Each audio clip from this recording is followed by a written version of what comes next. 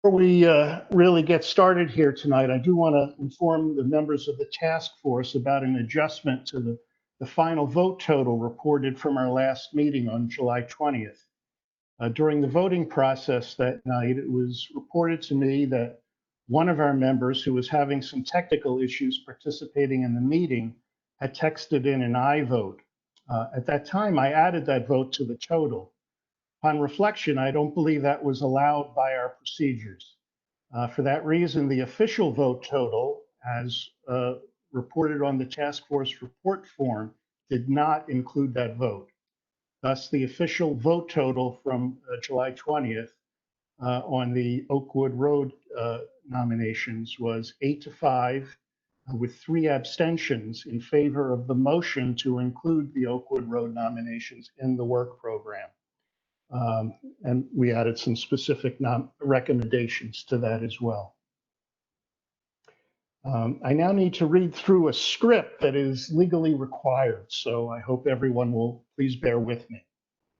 To conduct this meeting wholly electronically and to effectuate the emergency procedures authorized by the Freedom of Information Act and the Emergency Ordinance, the Lee District SSPA Task Force needs to make certain findings and determinations for the record. First, because each member of the task force is participating in this meeting from a separate location, we must verify that a quorum of members is participating and that each member's voice is clear, audible, and at an appropriate volume for all the other members to hear. Accordingly, I'm going to conduct a roll call and ask each task force member to state your name and the location from which you are participating. If you're at home, you can just say you're at home.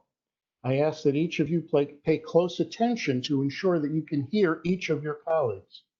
Following this roll call, we will vote to establish that each member can hear every other member. So now I'm going to begin the roll call, and please answer up when you hear your name.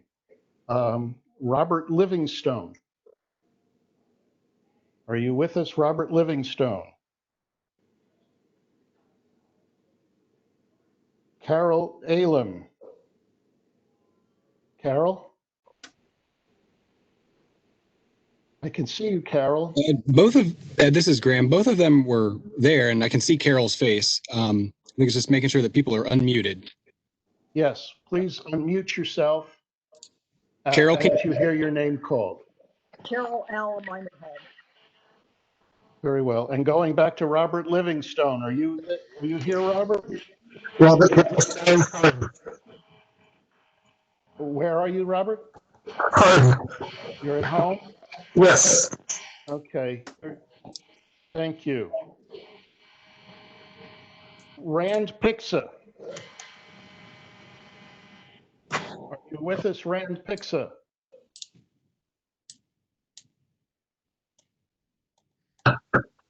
Rand Pixa in Claremont Wood. Very good, thank you. And your alternate, Andy Burnick. Present. And you're at home, Andy? Yes, I am. And Rand, I assume you were at home as well? Yes. Very good, thank you. Pamela Pineros. I'm here and I'm at home. Thank you. And your alternate, Leslie Hatch. Don't hear Leslie. Leah Lambeth Skidmore. Here and at home. Thank you. Larry Dempsey. Here and at home. Thank you. Jane Kelly. Jane Kelly. Are you with us, Jane? Moving on. John Schaefer. John Schaefer.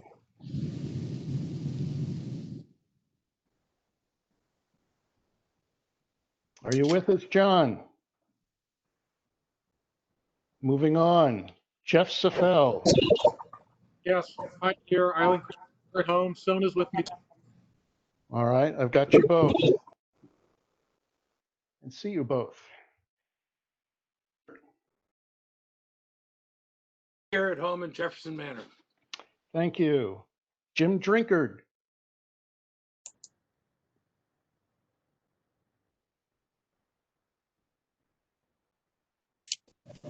Jim's there. I see him. Jim? I'm at home in Loisdale Estates. My mute seems to be on and off by itself. Okay. Welcome. All right. Rosemary Clee.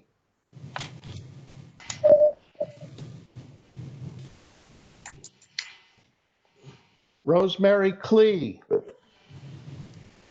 Here, I'm sorry? I am here at home. Very good. Thank you. And your alternate, Liz Murphy. With us, Liz? No? Okay. Holly Doherty. Hi, Ed. I'm here. I'm at home. Very good. Thank you. Don Tennant. Ed, I saw Don in the attendee list. I can see if I can find him very quickly, see if we can get him unmuted. I think he's having a problem logging in. Don, can you? I'm here. Don Tennant at home. Very Excellent. good. Thank you. Carl Sell.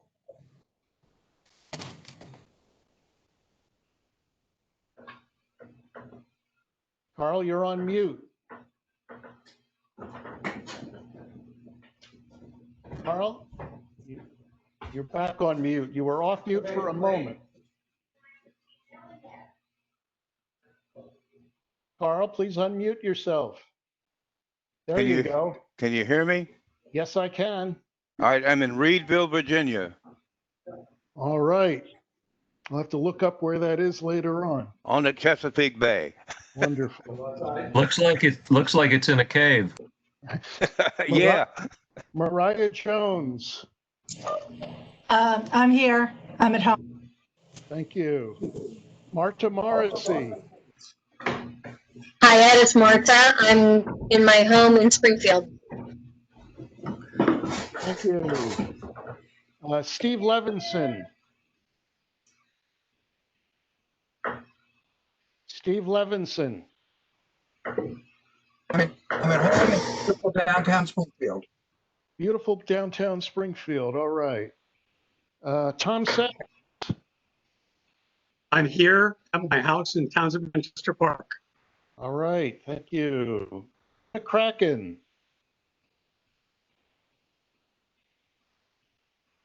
Jim McCracken.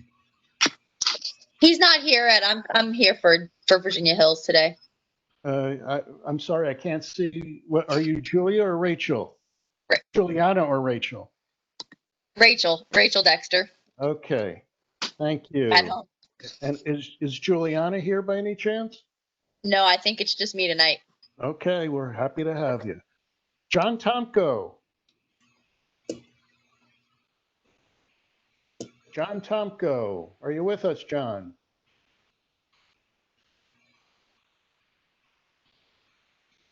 Moving on. Richard Dresner. Richard Dresner. Here and home. Great, thank you. John and Gagnon. Here and at home, and I want to second Jim Drinkard's mess. My mute's going on and off by itself too, but yes, here and at home. All right. Well, that's it. We have almost everybody here. We have more than a quorum. Thank you. At this point, I'm going to pass the virtual gavel to our Vice Chair, Tom Sachs, so I may be heard to make some requisite motions. Tom, you have the gavel. Okay, this is Tom Sachs. Do we have any motions? Yes, we do. I move the member's voice may be adequately heard by each other member of the Lee District SSPA Task Force. Do I hear a second? This is John again, and I'll second. Hey, can Don Tennant turn off his microphone? And how are we going to vote, Ed? Why don't we just do a voice vote, see if Okay. anybody says no. All in favor? Aye. All opposed? All abstaining? The ayes have it. Thank you. All right. Next, we must establish the nature of the emergency that compels these emergency procedures. The fact that they're electronically, what type of electronic communication is being used, and how we have arranged public access to this meeting.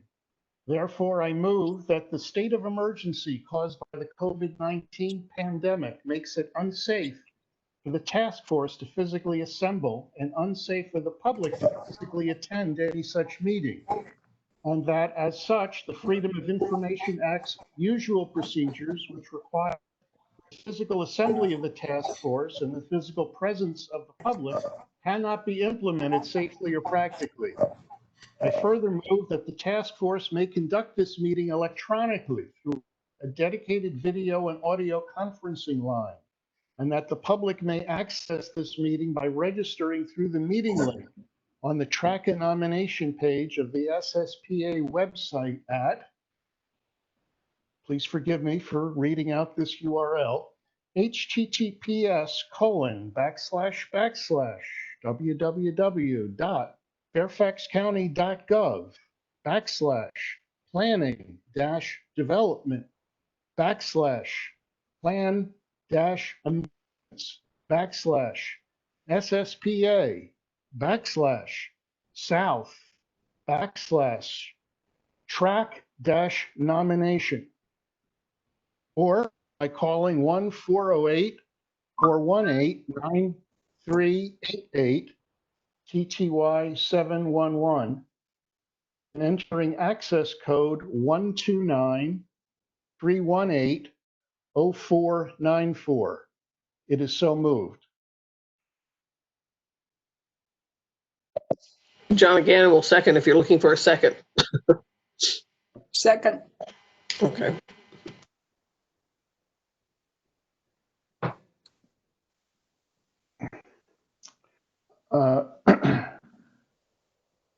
You want to call for a voice vote? Oh, all in favor? Aye. Aye. Aye. Opposed? Any abstentions? It looks like you have it. Okay. Finally, it is required that all of the members addressed on today's agenda, that all of the matters addressed on today's agenda be limited to those that address the emergency itself, are necessary for continuity in Fairfax County government, and or are statutorily required or necessary to continue operations, and the discharge of the lead district SSPA task force is lawful purposes, duties, and responsibilities. I therefore move that this meeting must be conducted online during the current emergency in order to discharge the lawful purposes, duties, and responsibilities of the lead district SS task force. I second. Do I hear a second? Jim Drinkard, second. All in favor? Aye. Aye. Opposed? All abstaining? It looks like the ayes have it. Very good. Thank you, Tom. I'll take the virtual gavel back now. I do note that I saw something in the chat from Jane Kelly saying that she's present and can hear us, but for some reason has not been able to be heard. Jane, any progress? Can you hear us? Ed, I'm going to try to unmute her. Jane, Okay. can you hear us now? Jane, you're off mute. Jane? We cannot hear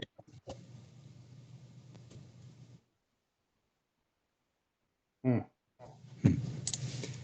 Ed, I can do a quick tutorial if you'd like. Explain how other people can get involved if they're having microphone issues. You mean here online during the meeting? Correct. Yeah. How So long she will could it take? call in from her phone. Well, is it just a minute? It is. Yeah. Okay, go ahead.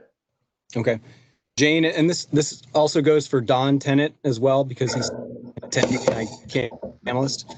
If you're in the interface, there's a button in particular that I'd recommend that you push. It's called More Options. It's 3 dots in a horizontal line. You'll want to click on Audio Connection, which just looks like a phone, and then ask the system to call you. It'll say, call me, and then enter your phone number. And then once you have that, you should be able to have audio from your phone, from your cell phone, while still being present in the video conference. We can test that out once you're able to get in that manner, if that works for you. If I could, just for one second, we're getting a good deal of interference from members of the task force that are so I would just ask that everybody that is present right now, if you're not speaking or not responding to a motion, please make sure that your microphone is turned to mute. That way the audio quality will be as good as it can be for this call. Thank you. So the full rules for the task force meetings are laid out in a document called Roles, Responsibilities, and Meeting Procedures, and which is available to the public on the SSPA track and nomination website, and which was sent to all task force members prior to the first meeting.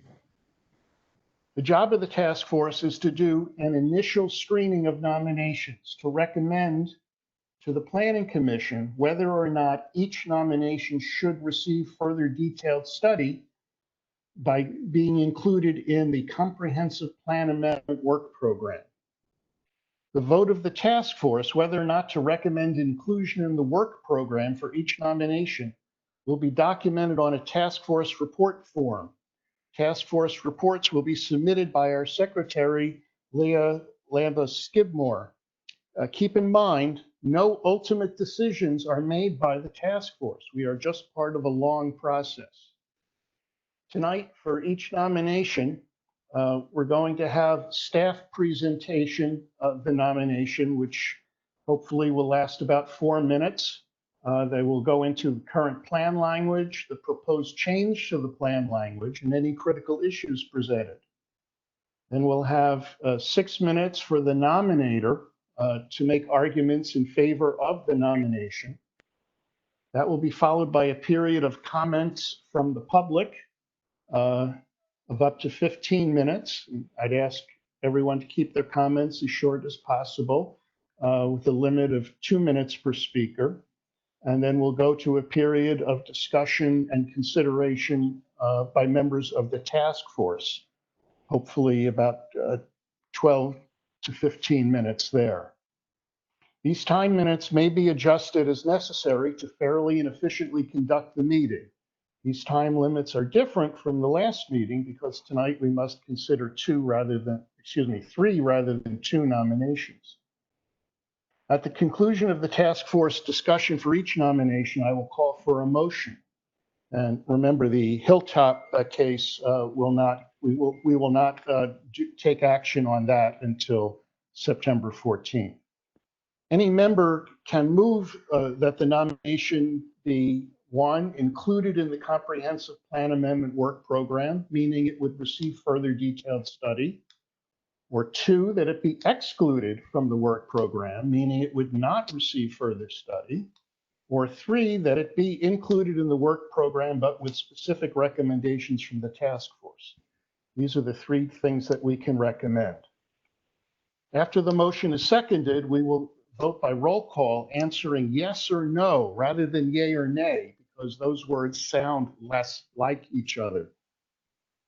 If deemed appropriate, the task force may decide to defer any decision regarding a nomination until September 14th, as I've already mentioned we're going to do with the Hilltop case.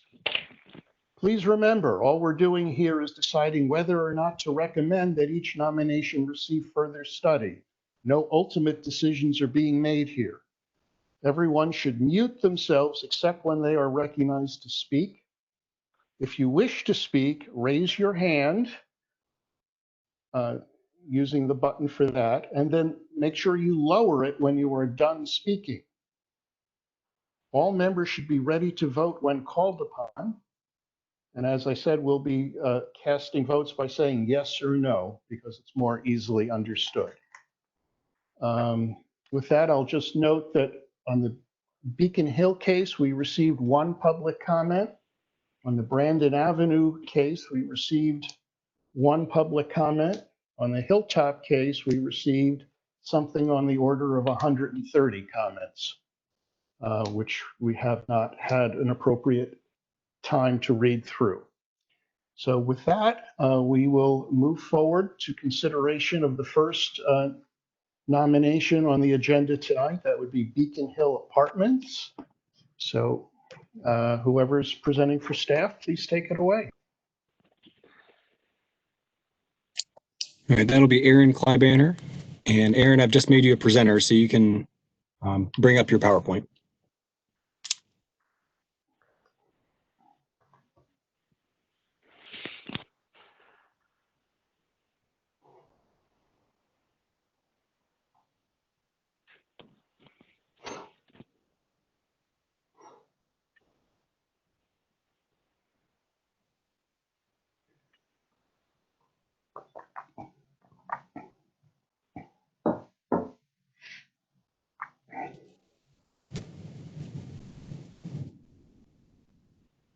Aaron, this is Grant. We can't hear you if you're speaking. Sorry about that. Can you hear me?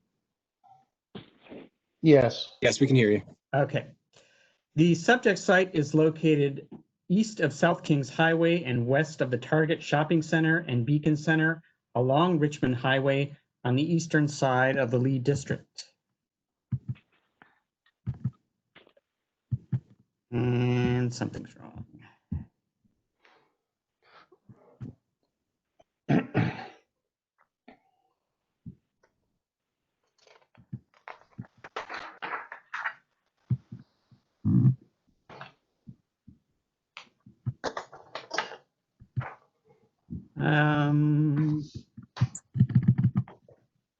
For some reason, the sharing is not working. I cannot advance my slide. Aaron, if you want, I can pull it up on my computer and you can just speak while I pull it up. Okay. Hold on one second, everyone.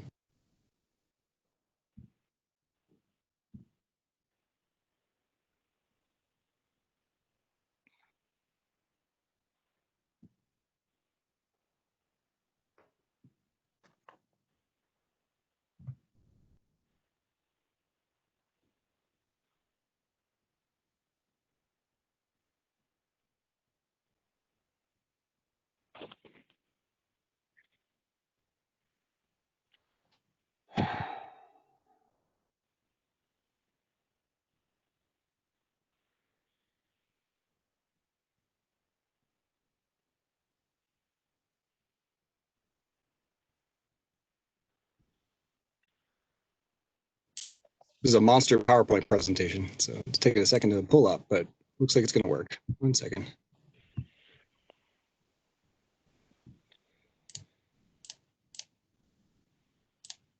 Do I need to close it, Graham?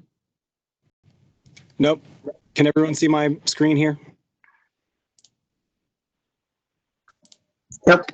Yes, we can see it. Yes. Yes. Yes. All right. Aaron, whenever you're ready, go ahead. Well, Okay. we're getting those gray boxes that we had to deal with last month as well. Yeah.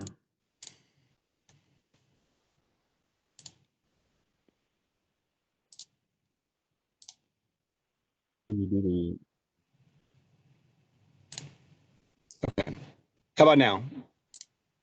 Is that working? Yep. Looks good. Okay. Go ahead, Aaron. All right. Sorry about that.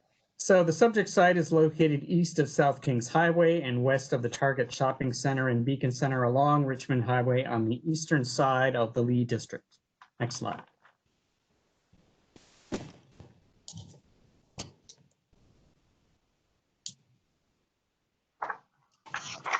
The approximately 37-acre subject site consists of the Beacon Hill Apartments complex, which is developed with over 700 low-rise multifamily residential units and is bordered by Lenclaire Park and single-family detached homes to the south and southwest, single-family detached homes to the north and northwest, and a cemetery across South Kings Highway further to the northwest. The majority of the site is located within a half-mile of a planned bus rapid transit station at Beacon Hill Road and Richmond Highway, and is proximate to a potential Metro Rail station.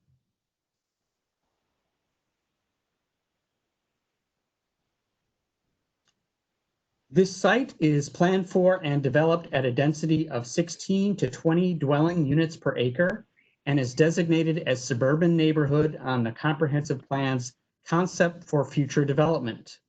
Suburban neighborhoods contain a broad mix of residential densities and are planned for little to no change in land use.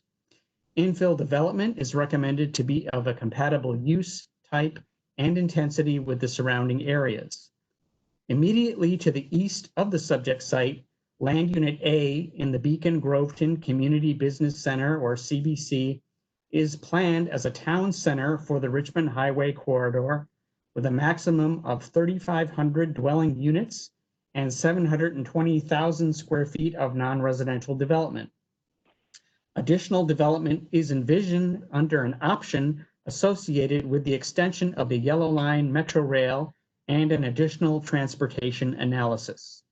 The plan recommends that the greatest building heights and scale in the CBC should be concentrated near the BRT station and taper down toward the surrounding neighborhoods to effectively transition development intensity and limit adverse impacts on the character and stability of those adjacent neighborhoods. Building heights up to 6 stories are recommended at the edge of the CBC that adjoins the subject site. The existing 3- and 4-story multifamily buildings on the subject site serve as part of the transition to the lower density neighborhoods to the west and south. The nomination proposes to increase residential development potential on the site by a factor of 4 to a total of 2,746 units, and to expand the Beacon Groveton CBC boundary, citing a need to provide additional residents to support the planned commercial uses in the CBC, create additional housing options, and extend the grid of streets from the CBC. The proposed concept for the nomination includes building heights up to 7 stories across the majority of the site, tapering down to 3 stories along the boundary adjacent to single-family homes to the west, and it suggests utilizing the abutting Lenclaire Park as a buffer area to the south. Next slide. PC 19-LE-001 is not recommended to be added to the work program. Development of the subject site at the proposed intensity that approach those planned within the CBC prior to the implementation of the adopted plan for the CBC may undermine the location of the highest intensity development in closest proximity to the planned bus rapid transit station and Metro Rail station, and does not provide adequate transitions between the higher density development in the CBC and the single family neighborhoods to the west. Furthermore, the proposal would result in the potential for greater building heights than those recommended in the adjacent portions of the CBC, and would likely present challenges to accommodating adequate on-site amenities such as recreational open space, buffering, and screening to the adjacent neighborhoods, which are all central objectives of the adopted plans for development in the CBC. Thank you. Thank you. We'll next move to the nominator. I believe Evan Pritchard is presenting for the nominator. Yes, sir. Thanks for having me tonight. I'm Thanks for being here. Excited to be here because this has been a long road to get here. We began reaching out to staff a couple of years ago about this property, and we were encouraged to go ahead and sit tight for a year, prepare a nomination package, which you now have before you. Going in, I tried to reach out to staff. We submitted on the first day of eligibility, September 3rd, 2019, which feels like a million years ago for all of us, I'm sure.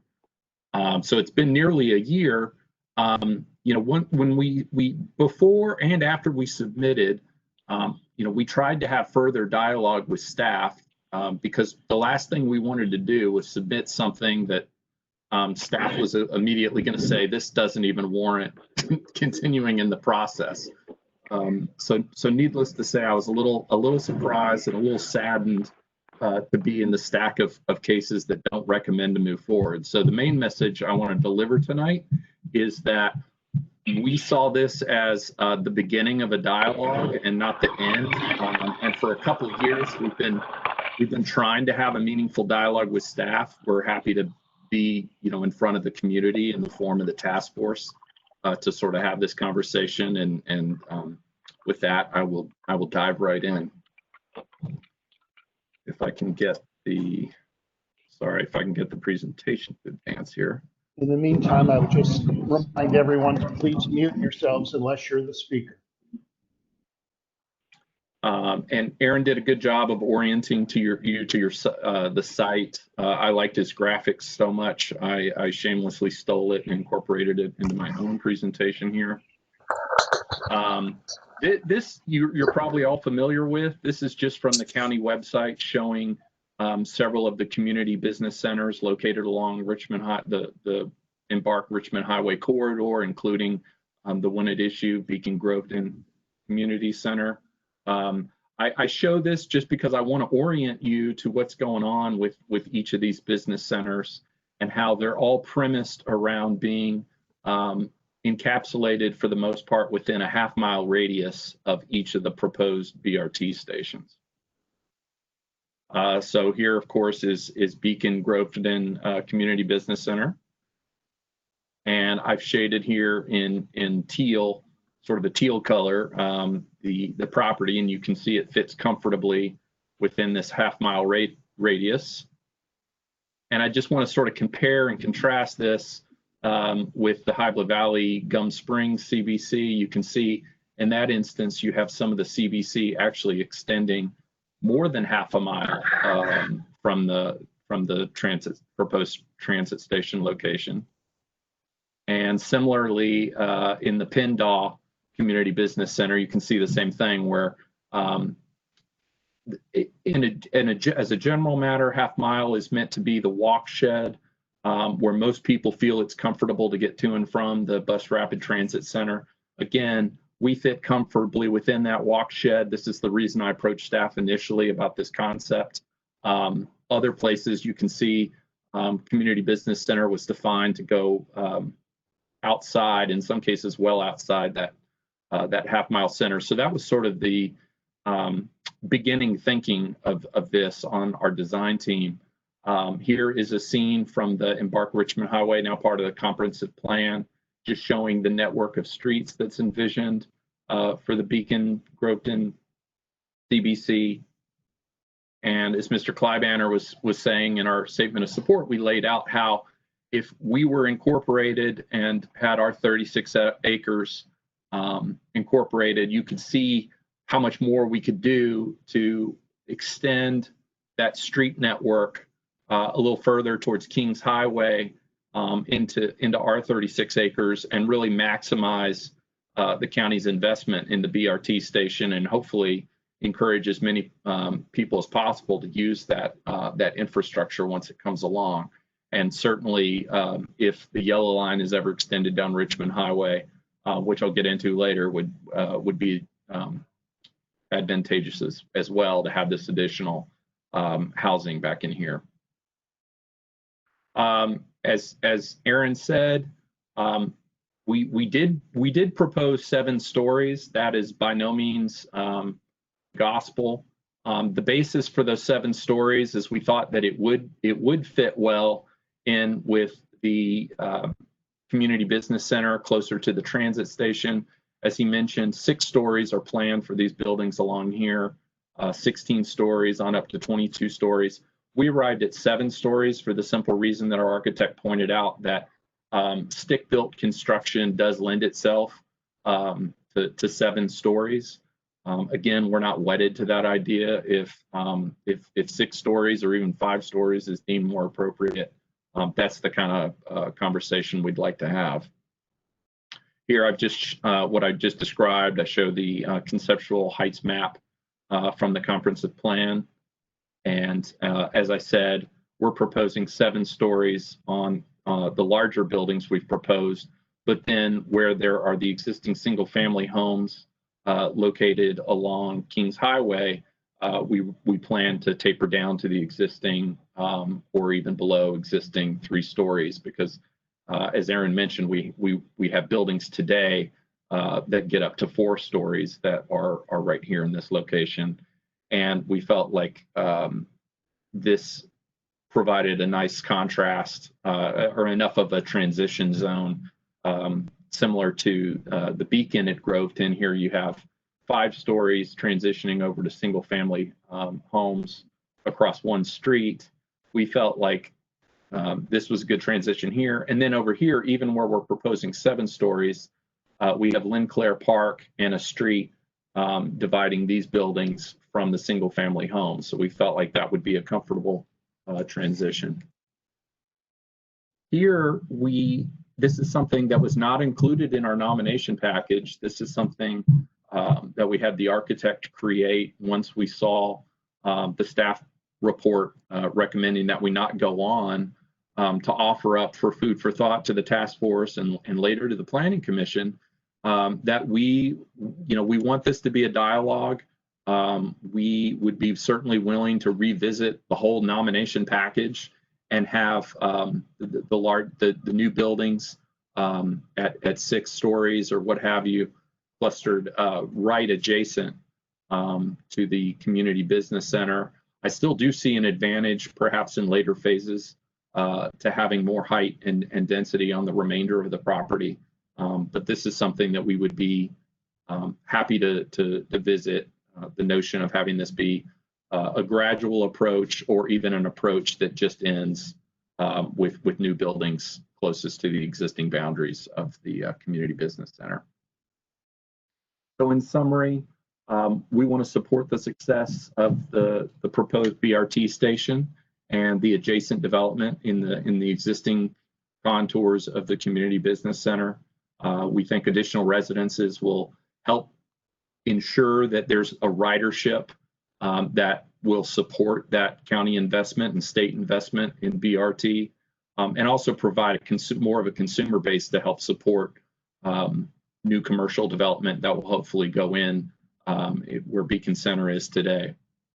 We look forward to having a continued dialogue with the task force and staff, and we are open to defining as a group what the appropriate height and transitions need to be, what a more appropriate density level would be for the property, how we achieve those appropriate transitions to the single-family neighborhoods around the property, and how we might define a phased gradual approach that would come in tandem with BRT and eventual potential metro extension. So thanks very much. Thank you. So now we have a period for comments and questions. And is there anyone from the public, not members of the task force, who has anything they'd like to say or ask? Please, if you do, please use the function to raise your hand, and you'll be recognized. And Ed, this is Graham. Just one thing that I would add for members of the public that are calling in, you can also raise your hand so that we can call on you to speak. You do this by dialing *3 on your dial pad. Again, that's *3. That'll raise your hand in the interface so we know to call on you. Thank you. And Graham, I'm depending on you to recognize whose hands are. I see one from Mary Payton. So Mary, hold on one second. Let me see if I can get you pulled up here.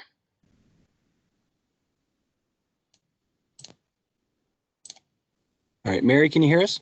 Yes, I can. Can you hear me? Yes, Mary, please go ahead.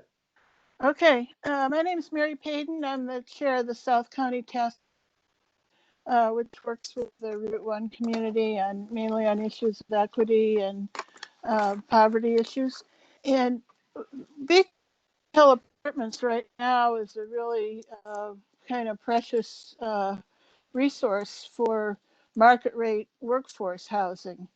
Many of our people who work with the schools and work in what we now call essential jobs live in the Beacon Hill Apartments.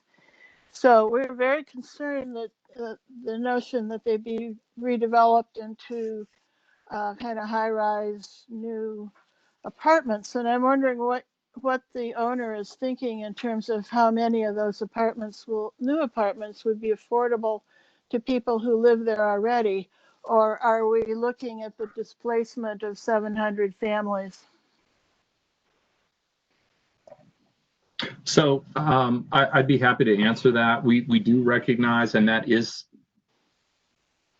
a important point that we recognize, that it is basically existing workforce affordable, market rate affordable housing, and we would certainly consider preserving some of the existing buildings to make that committed affordable housing. And you know, we're very open to exactly what that number would look like, and we would also be open to working with the county on identifying a number of new units potentially to be affordable. But we certainly do not want to lose that aspect of the community. We feel like we can do both by adding some additional housing. We can increase the supply, and we can also preserve what's there today for existing families.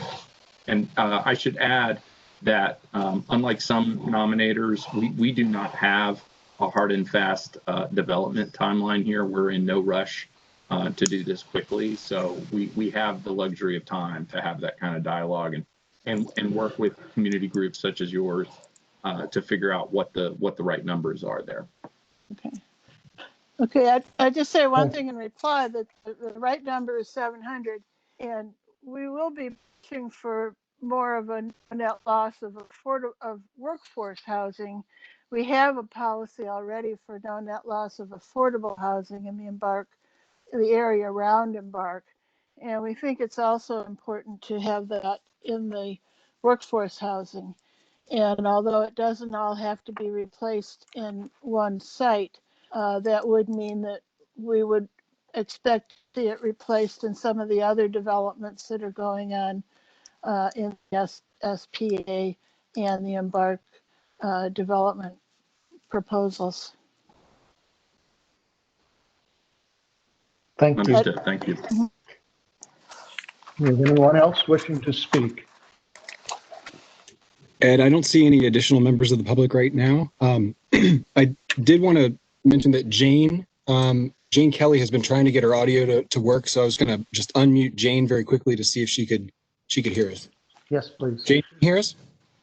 I can hear you. Can you hear me? All right, Jane. All right. You're with us. Thank you. Okay, and we also had, was it Don Tennant? Were we able to get him onto a better connection? I think you can hear me, can't you? Yes. Yeah. Okay. I'm online. Yep. Very good. All right. All set. So is there anyone else wishing to speak on this nomination? Ed, I had a question. This is Holly Doherty. Yes, Holly. So when the Embark planning process was going on, why were the apartments not included in the CBC? I know there was a lot of discussion. Maybe staff could talk to that, what the thinking was at that time. I don't have a direct. Oh, Aaron, this is Megan Van Dam. I can speak to that. Megan, is there a way for your It isn't very clear. Okay, let me try to stop my video. Is it any better now? No, we can hear you. If you had a headphone, that might be better, but go Yeah, ahead. it's a short, right? It's a short answer. We've worked with the task force, as you're aware, to talk about the CBC boundaries, and none of the CBC boundaries were changed during the process. So there was no discussion about pulling this in because we worked with the task force on the premise that the CBC boundaries would not change. So was it the task force, the Embark task force that set the boundaries? No, for the boundaries that were previously established in the plan, the CBC boundaries were part of the plan prior to the Embark work. I see. I guess that's your answer, Holly. Thank you. Thanks, Megan.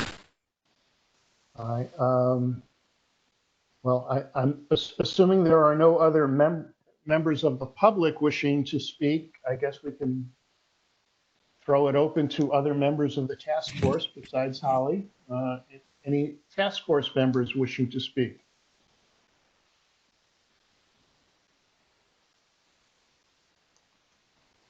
Ed, this is Tom Sachs.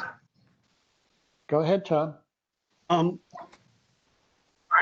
am concerned about the density going from 724 units or 734 units to 2,746 units without knowing how the central business, the CBC, is going to develop, I think is really premature. I think we need to do this in a really measured fashion.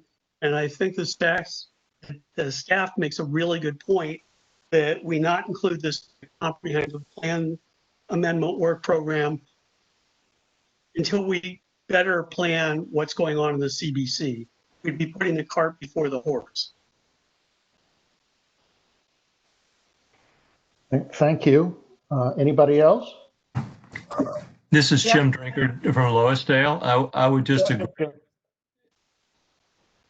I would just agree with Tom. I think it's kind of odd at this late date to be hearing the nominator kind of going backpedaling so fast, and I would like to see something come to us that the staff has reviewed, and we're just not there yet.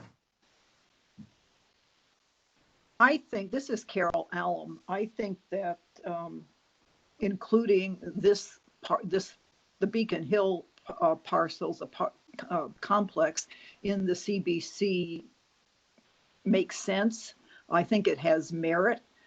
It's consistent with, I think, what we've done in other areas, PennDOF for one, with high density development in an existing residential neighborhood, next to an existing residential neighborhood. I agree that the density is probably too high, but I think it has merit and should be considered.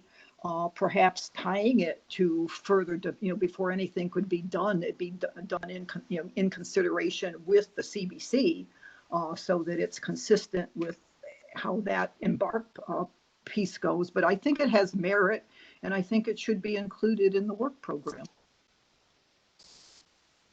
Right.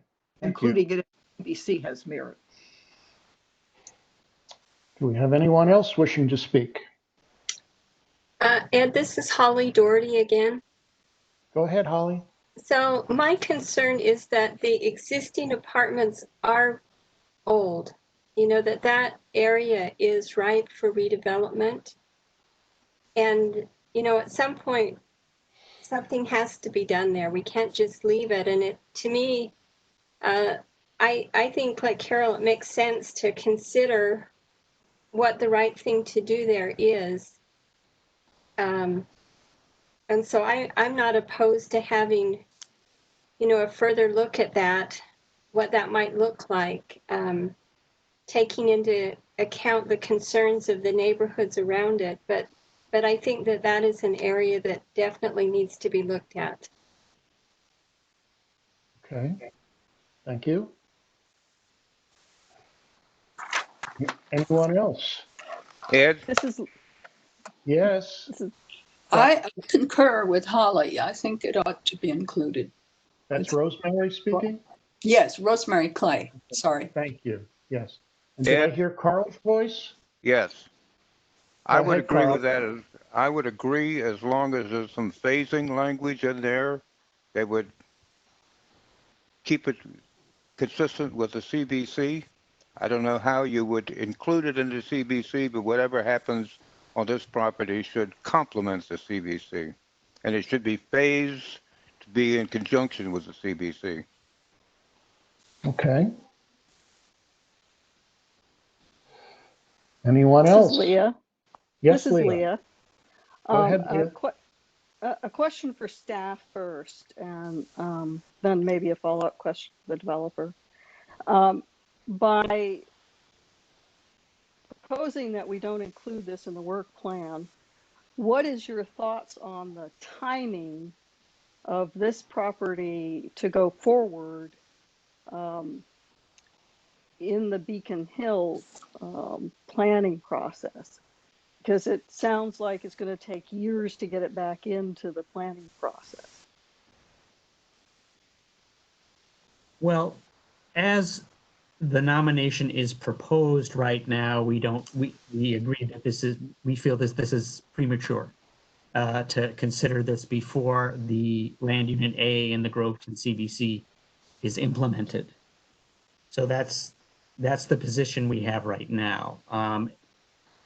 As to when I really can't answer when it would be appropriate for them to come back. This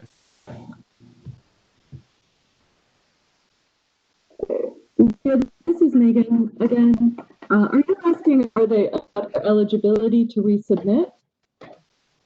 Well, yeah, eligibility to resubmit, but also the ability to move this forward with Beacon and in general.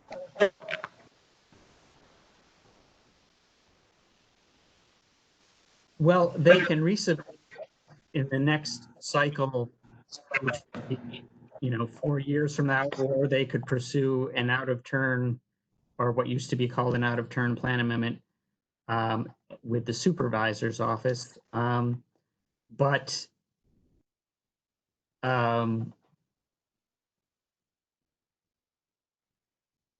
But right now, they're still a suburban neighborhood. The site is still located in a suburban neighborhood. It's not part of the CBC. So I'm not sure what you mean by considering it with the CBC. The reason why I asked that is that it seems like housing is a very important part and parcel for Beacon. And in my view, I did not want to see it flounder because it didn't have enough workforce housing that had been developed along with everything else. And to me, 4 years is going to make a mark that may or may not make it to go along with the Beacon Hill development. Aaron, I was under the impression, and please correct me if I'm wrong about this, but I was under the impression that the next round would start with people making nominations in September 2021, which isn't a whole lot more than a year from now. Am I wrong about that? So that's for the North County cycle. So there's kind of an assumption, of course, that we have this oscillation between every 2 years between the North County and the South County in terms of the supervisor districts that are under review. Assuming that the SSPA process, the eligibility criteria aren't tweaked in some way through the board, then it would go to the North County next. So we did the first round of SSPA with the North County in 2017 with an eligibility submission period in 2017 starting in September. And assuming that 4-year cycle divided into 2 is retained, then we would go to back to the North County in 2021. So returning to South County again, 2023. Okay, I thought it was a 2-year cycle, with, 1 year the north, next year the south. So, but obviously I'm not the expert. You are. That's why I was asking. All right, thank you. All right, anyone else with a question or comment? Could I just quickly respond? Who's speaking? This is the nominator, Evan Pritchard. I Yes, just wanted to Evan, go quickly ahead. say, just since it was asked about what this would mean, just from our perspective, Aaron put it correctly that if this does not go forward now, it would likely mean another 4 years to get back around to where we are today. I did speak to Supervisor Lusk about this, and he indicated that he would not be supportive of an out of turn plan amendment because we don't have any we don't have any short fuse kind of financing issues or anything that would require this be expedited. So we would likely have to wait another 4 years for the cycle. And the owner I represent has owned this property since the 60s. So 4 years, I don't, nobody knows what the future holds in 4 years, but we would possibly be in a whole different situation by then. So, if we could move forward now, that would be a lot, that would provide a lot of assurance as to what we might potentially be able to do in the future. This is Carol Allen. I have a question for staff. Maybe Megan can answer. What is the current status of the Beacon CBC? Where is it in the planning process? Well, I'm sorry. I don't think I understand your question. I mean, the CBC itself was replanned as part of the Embark Richmond Highway study. Right. It was adopted in March of 2018. We haven't. So there's not there. Right now, it is not eligible for. It wasn't eligible for the SSPA process. So we weren't, open. The county wasn't accepting nominations on the CBC itself. So as far as the planning, where it is in the planning process, I mean, it's the plan has been written, it's been adopted. We'd like to give any plan that was recently adopted some time to gain their footing before we start opening it up to replan again. But it would be eligible, I believe, for the next cycle. And Graham would have to do the math on that. If we retain I was just going to say, if we retain the 5-year rule in terms of adoption, it'd be very close, if not exactly. So I believe they would be eligible, but I'd have to check the adoption date of. Hold on 1 second. Yeah. I mean, the main part of the CBC, which is land unit A right adjacent to this site, we worked very closely with the owners to land on an intensity that they supported and they thought was realistic for them for the BRT. With the recognition that, ultimately it might take a lot of density in a metro rail station to really incentivize redevelopment, and that was also adopted as part of the plan. So a lot of flexibility with that on that site. So we haven't heard that they're interested in pursuing another plan amendment. Thank you. This is Tom Sachs. I have a question for staff. From reading the document, staff report, it says there are 3,500 dwelling units planned for the Groveton CBC. Asking for 2,746 unit, only 100 less is planned for the CBC. If they were able to develop you think the CBC would still be able to develop?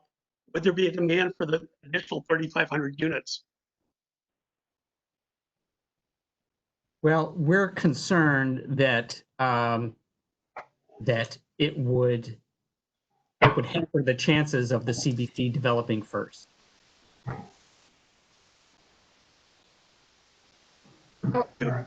Ed, this is Holly Doherty. Yes, Holly. So staff can correct me if I'm wrong, but it is my understanding that in the 2 years that we've had the Embark comprehensive plan, that there have been no development proposals submitted for the Beacon CBC. We're seeing development in other CBCs in Penrod, a little bit down in Hyba Valley, but nothing at Beacon Hill. And you know, sometimes you need one project to kind of trigger and incentivize to get other things going. But, you know, right now there haven't been any movement in that area. This is Rachel. Sorry, Holly, I didn't have a question with the comment. But so I just wanted to kind of foot stomp what the original guy said, which is Virginia Hills has concerns also with the density and also with the affordable housing that's currently there with more open space. And so going to that density and also with the amenities that are currently there. Beacon Hill Shopping Center is one where, you know, people go there and use the amenities that are located there. So to lose those and move them farther away is also of concern to us. So we are not in favor right now. All right. Is there anyone else who wants to speak, or are we ready for a motion? It's Tom Rickard in Jefferson Manor. Go ahead, Tom. I just wanted to comment that the Beacon Hill Apartments are one of the largest affordable housing locally in the area existing. That's a lot of people to displace without, they'd have to make some kind of accommodation to, like the lady said, no net loss in affordable housing. The density, it's 3,500 on the CBC site. This is adding another 2,750. That's a lot of residents. That's a lot of cars. And it will affect the area. So I think the density needs to be looked at, the scaling down, the heights, and the affordable housing factor, if they want to move forward, in my opinion. Thank you. This is Jane Kelly. I'm not sure if you can hear me. We can hear you, Jane. Okay, thank you. I also want to piggyback on that about the height. I sent a chat, and I don't know if it went through to everybody, that I have a lot of neighbors that are concerned about 7-story height of a building down up on North Kings Highway. So thank you. And that goes hand in hand with density. Yes, it does. Does anybody wish to make a motion? Ed, this is Tom. I want to make a motion. I move that we do not include this in the comprehensive plan amendment work program. For the motion, you're moving to not include in the work program. Oh, go ahead. I have a question. This is Jonna, but go ahead. I didn't second it. Who was seconding the motion? Rachel. Okay. And Jonna, what did you want to say? I just want to clarify the motion is that this goes to the work program whether we vote for it to go forward or not. So I'm a little confused by the motion. The motion sounded like it was we're not recommending to go forward, but we don't have that as an option. Where this is going forward, we just need to say yes, no, we recommend it be included, right? No. The staff makes their recommendation about whether or not it should go into the work program. We separately make our recommendation on that issue. Right, but it still goes forward. So our motion is that we recommend it not be included in the work program. It's not whether it goes forward or not. Well, depending on what you mean by going forward. I mean, whatever we recommend, whatever staff recommends, it will go to the planning commission I believe it's the planning commission that will decide whether or not it goes into the work program. Well, I'm You understanding that, but I just thought the wording on the motion was a little confusing. I know that's what happens, but I thought it was a little confusing when they used the word going forward with this. That's So not the. The way Tom, tell me if I misunderstood you, but the way I your motion, it could be easily stated as, do not include this nomination in the work program. That is correct. Okay. And let me just add, the main reason is I'm afraid it will keep the CBC from developing, along with the issues with density. Before we move to a vote on this motion, is there anyone else who wishes to speak? I hear no one speaking up. Okay. So we're to proceed to a vote on the motion. The motion is to not include the Beacon Hill apartment nomination in the work program.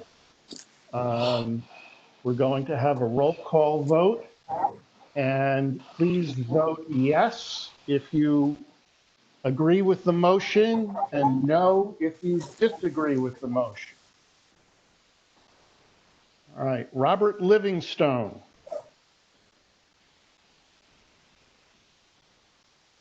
Robert Livingstone, please cast your vote. Repeat that, please.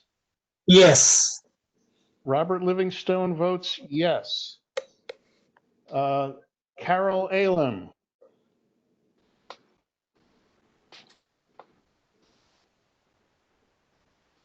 Carol?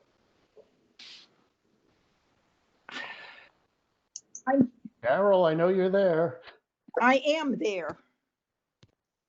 What is your vote? My vote is no. Thank you. And Pixa. Yes. Rand Pixa votes yes. Pamela Pineros. I vote yes. Pamela Pineros votes yes. Leah Landbuck Skidmore. I vote no. Linda votes no. Larry Dempsey. I vote yes. Larry votes yes. Jane Kelly. Yes. Jane Kelly votes yes. Yes. Thank you. Jeff Safel. Jeff Safel votes yes. Jeff votes yes. Tom Rickert. Yes. Tom Rickert votes yes. Rickard. Votes yes. Jim votes yes. Rosemary Clee. No. Rosemary votes no. Holly Doherty. No. Holly Wow. votes no. Don Tennant.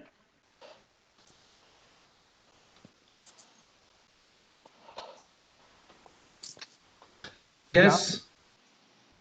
Votes yes. Yes. Don Tennant votes yes. Carl Sell. No. Carl Sell votes no. Mariah Jones. No. Mariah Jones votes no. Martha Morrissey. Abstain. Martha Morrissey abstains. Steve Levinson. Vote no. Steve Levinson votes no. Tom Sachs. Tom Sachs votes yes. Tom Sachs votes yes on his own motion. Rachel Dexter. Yes. Rachel Dexter votes yes. Richard Dresner.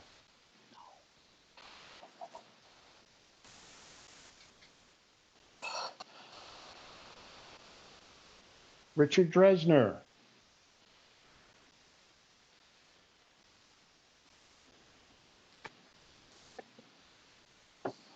Richard there?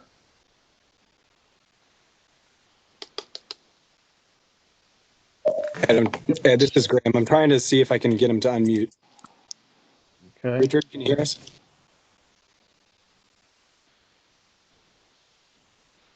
Richard? In the meantime, moving on to John Gagnon. John Gannon votes no. Back to Richard Dresner.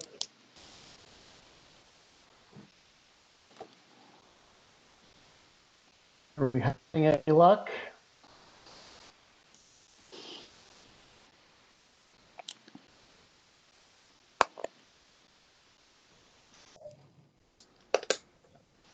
I'm going to try one additional time. Richard, can you hear us? I just unmuted you. Richard? Richard, can you hear us? He doesn't appear unmuted on my screen. I am not seeing him. All right. If I guess we could ask him to put his vote in the chat function if he is having trouble being heard audibly. Richard, if you hear me, and if you would like to put your vote in the chat function. Ed, I'm not seeing him in the list any longer. It looks as though he's dropped off. All right. And the vote is closed. So we have 11 to approve the motion. We have 8 against and 1 abstention. So the motion to not include this nomination in the work program has passed. 11 to 8 to 1. And the words in the sheet that goes forward is do not include this nomination in the work program. Correct.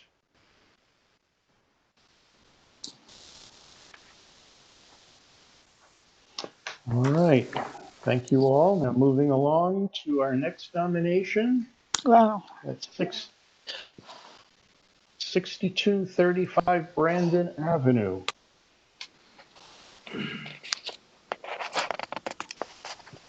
Good evening. This is Mike Linsky from the Department of Planning and Development.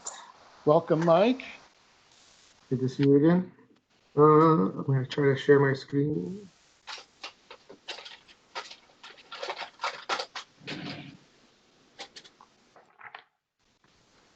Okay.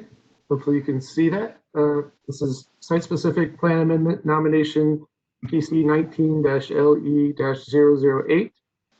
And this concerns property located in the Springfield Community Business Center, just northwest of the intersection of Interstate 95 and Franconia Road. The single parcel is 1.4 acres. It has a Brandon Avenue address, so it actually fronts onto Augusta Drive, which is a privately owned but publicly accessible road. That parallels I-95 and crosses under Commerce Street to the south. The site does have access from Brandon Avenue through the neighboring parcel to its west, which contains a 4-story Marriott hotel. And these 2 parcels were included in a common proffered rezoning, and that still governs the 2 parcels. The hotel portion of the rezoning plan was built on the adjacent parcel, while the subject parcel was intended to develop as a freestanding restaurant, and that never occurred. And then the neighboring property to the north is developed with a 5-story office building, and Interstate 95 is directly to the east. And that's about 10 feet lower than the site is. This view from the east shows the scale of the surrounding uses a little better. The subject property remains vacant except for gravel surface parking, and there's some underground stormwater management associated with the hotel development. And the site is subject to a current notice of violation for unpermitted new vehicle storage and a contractor's office that's occurring on the site, and that's under appeal now, I believe.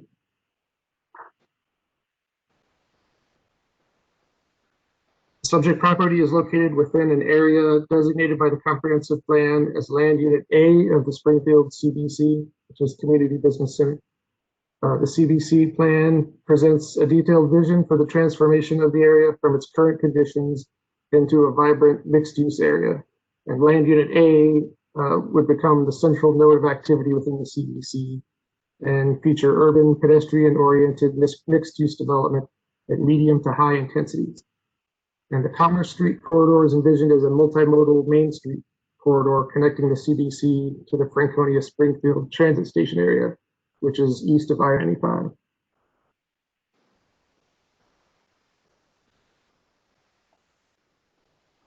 The overlay plan recommendation for land unit A, for all of land unit A, supports the development of multi-story and high-rise buildings with a mix of residential, office, hotel, and civic uses with street-level retail, all developed with the common design or architectural theme.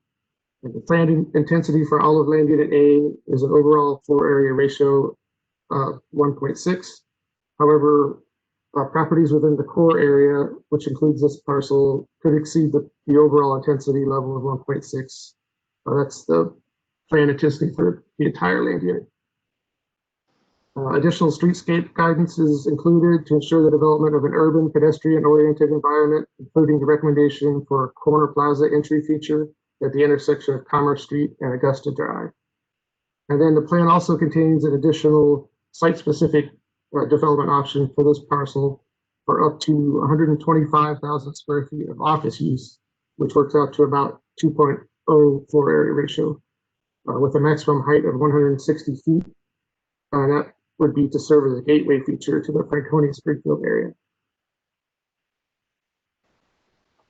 So the site-specific plan amendment nomination proposes an additional option for a 7-story self-storage building with ground floor retail or restaurant use at an intensity of up to 175,000 square feet or 3.0 floor area ratio. So considered in the context of the larger CDC plan, staff does not consider self-storage building as the type of use that would contribute to the plan objectives of creating a vibrant, active pedestrian environment as envisioned in the CDC, nor would it project the intended character and identity of the area as a gateway feature. Finally, a purpose-built self-storage building may not be conducive to repurposing for other uses that may better serve the CDC as it continues to redevelop into the future. For those reasons, staff finds the proposed self-storage facility not in harmony with the area-wide guidance for the Springfield CDC and believes that there are sufficient development options available under current plan recommendations for the site. So staff recommends that PC 19-LE-008 not be added to the comprehensive plan amendment work program. Thank you. Thank you. So presenting for the nominator is Lynn Stroh. Go ahead, Lynn. Thank you very much. And Graham, I wondered if you could put out my presentation, please. That would be helpful. Sure, we can do it one of either way. I can pull it up, or you can. I've made you the presenter, and you can pull it up on your computer. If you could pull it up, that would be great. Sure. 1 second. I'm not so technologically gifted. 1 second, Lynn. Thank you.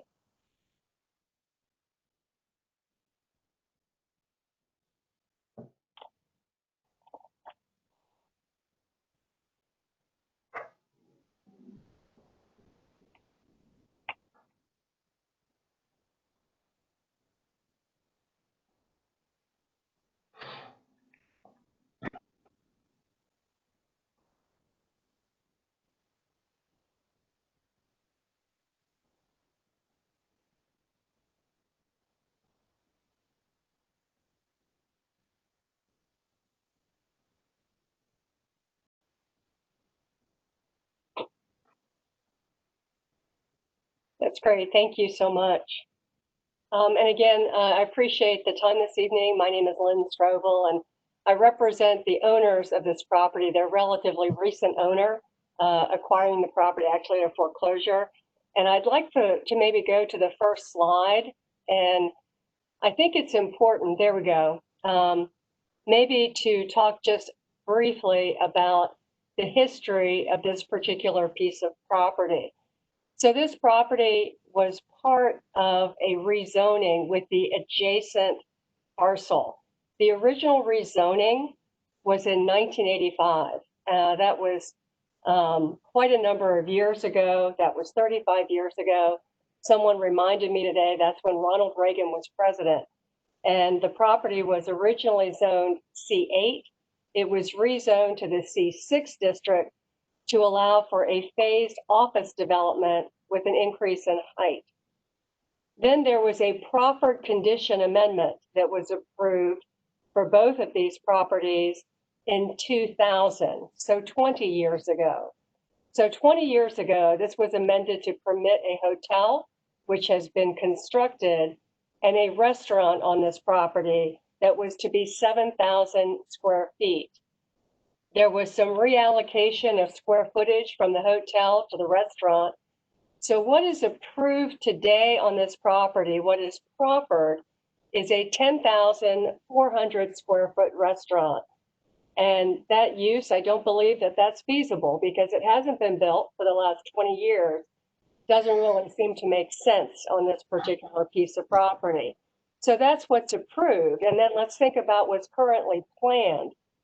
This property is planned for a gateway office building of 160 feet. So to achieve that kind of density, you would have to have underground structured parking, which again is just not economically feasible on this property. This property is located between an existing hotel and an existing 5-story office building and right up against Interstate 95. So I think that this property has some challenges and some difficulties developing. I think about today's office market, what the current environment has done to the office market, the fact that a lot of people probably won't return to an office. So that doesn't seem to make sense here. Residential wouldn't make sense here. It's right up against the highway. So I think it's important to think about what kind of use may be appropriate and may benefit the surrounding area. So if we go to the next slide, please. So this was our proposal that we submitted, and just a small correction, it's a 2.6 FAR, not a 3.0 FAR. It is 7 stories, and we're proposing a self-storage building. And you might ask yourself, well, what benefit could this have to the community? One benefit would be to develop a vacant piece of property that has long sat vacant.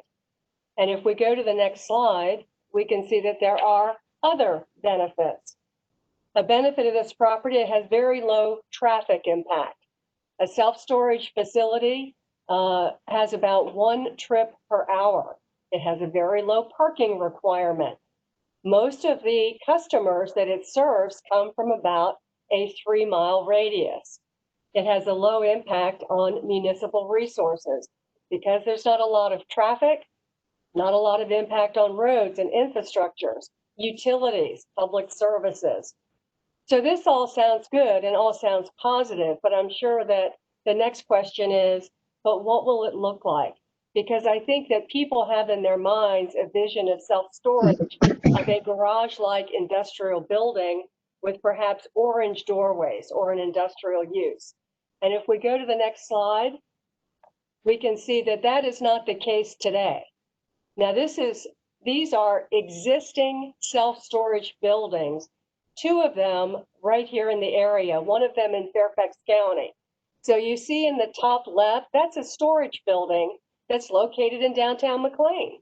Doesn't look like a storage building to me, and I'd venture to say that the folks in McLean don't think it looks like a storage building either. On the top right, we have a storage building in Arlington. Arlington's a very urban area, and you wouldn't think this was a storage building.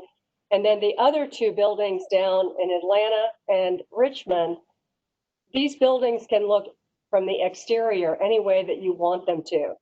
So if we go to the next slide, we have a proposal for this site. Now this is just the first blush, graphics that were put together by Insight. And I would like to pause here just for a moment and introduce Paul Brown. He's going to tell you a little bit about his company, just very briefly, where they operate, and also what kind of things that they can do with architecture. So Paul, I hope that you're there and you can speak to that. Thank you for the introduction, Lynn. Lynn's an amazing land use attorney, and I was enjoying the presentation so much I'm sad you're turning it over to me, but we'll give it a shot here. So my name's Paul Brown. I've been in storage for 12 years. Before I got into storage, I worked for one of the largest general contractors in the country, and we built a lot of roads or attractions for Disneyland and buildings for Sony Studios and DreamWorks. So, you know, early on in my career, we focused a lot on creativity and architecture and building nice buildings that people like to see built and are part of the community. About 10 years ago, I got into the self-storage business. We started buying self-storage facilities during the recession. I bought my first storage facility with some friends and family money, and I got in a Toyota Camry and drove from California to Florida and started my path on the American dream. We ended up having tremendous success, and we built 75 or bought 75 storage facilities, and later a big public REIT bought them for us or from us. And then we started Insight. And my focus on Insight was, rather than going about the traditional self-storage model and buying existing facilities that aren't as aesthetically pleasing as I'd like them to be, I started building brand new ones in 2018.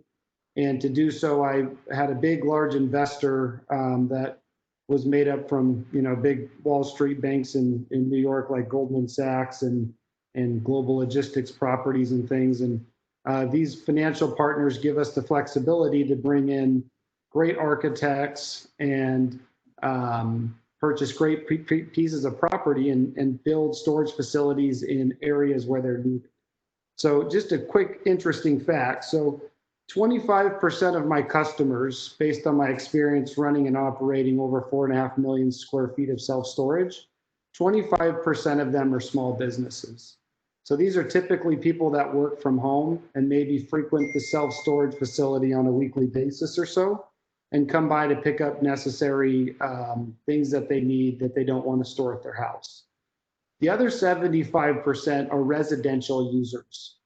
And of that 75%, on the low end, 65% of those people are female, and on the high end, 75% are female. So a majority of my customers are typically mothers, housewives, and you know, typically it's women who want to organize their life to you know, get the project kicked out of the garage and create some stability at the home, rightfully so. So that's my demographic. My demographic is 75% residential users, 25% small business. And of my 75%, 65 to 75% are female. So you want to go to the next slide for us? So when we talk about having a property that is important to be in a walking corridor in a residential use, we have really went out of our way and worked extremely hard to make our facilities look like they belong in the community, often the way a new office building would look. However, as Lynn mentioned, in the current environment, we don't have a very strong outlook on what's going to happen to the office space. I'm sure people will return to work at some day, but a majority of workers are learning how to adapt and work from home. I'm sure 2 years ago, the idea of holding this meeting online would have been preposterous, probably not even probable. But today, you see, we've all adapted and we're working from home. And as such, we're getting a large part of our life back. We're getting commute time that we would normally spend going to work with our family now. We're able to spend time at home. And the self-storage facility allows us to continue to live this lifestyle. I'm sure as some of us have adapted and started working from home, we've noticed that we might not have enough space. So we have we're seeing continued strong growth in self-storage and in lease up of our existing facilities. And our strategy of putting storage facilities closer to urban areas has been a success over the last 2 years. You want to go to the next slide? Do you have much more? I think we'd like to I think that's, I think you get the gist. The rest you can just slide through. These are just screenshots and slide shots. And if I could, and we're just going to go through the next couple slides, if that's okay, Paul, pretty quickly. Yeah, Lynn, go ahead and close this out. Thank you very much. I'm just going to close this out very quickly. So what you see here is, you know, the thought of this being a gateway. And I think visually it can be a gateway. It can be what we'd like for it to be. On the next slide. I'm just going to conclude here. I would like to say that we think that this use is a use that is feasible. It will allow for development of a vacant parcel that's really today, and it hasn't ever, I don't think, contributed to the goals and objectives of the Springfield CBC. So I do think it would be a positive addition to the area. We did meet with Supervisor Lusk. We had the opportunity to meet with some of the members of the Springfield Civic Association. I was sad to see that they submitted a letter at the end. I only got it at the end of the day today, not supporting this, but we would hope that we could at least have a recommendation to put this into the work program so that we can continue our dialogue. I do think that we can make this something that is a benefit to the Springfield CBC. So with that, I'd be happy to answer any questions that you have regarding this proposal. Paul, did you say everything you'd like to say? Yeah, just thank you guys very much for the opportunity. I'm trying to get out of the light here. It's kind of new to me too. Thank you both. Thank you Is so there much. Any members of the public who have a comment or a question? Anybody at all?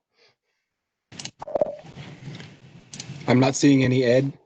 No? Okay, well, any members of the task force comment or question?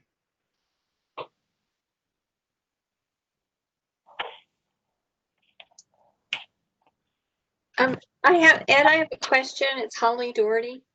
Go ahead, Holly. So I think, you know, Lynn's point, Paul's point that small businesses need these types of facilities is very accurate.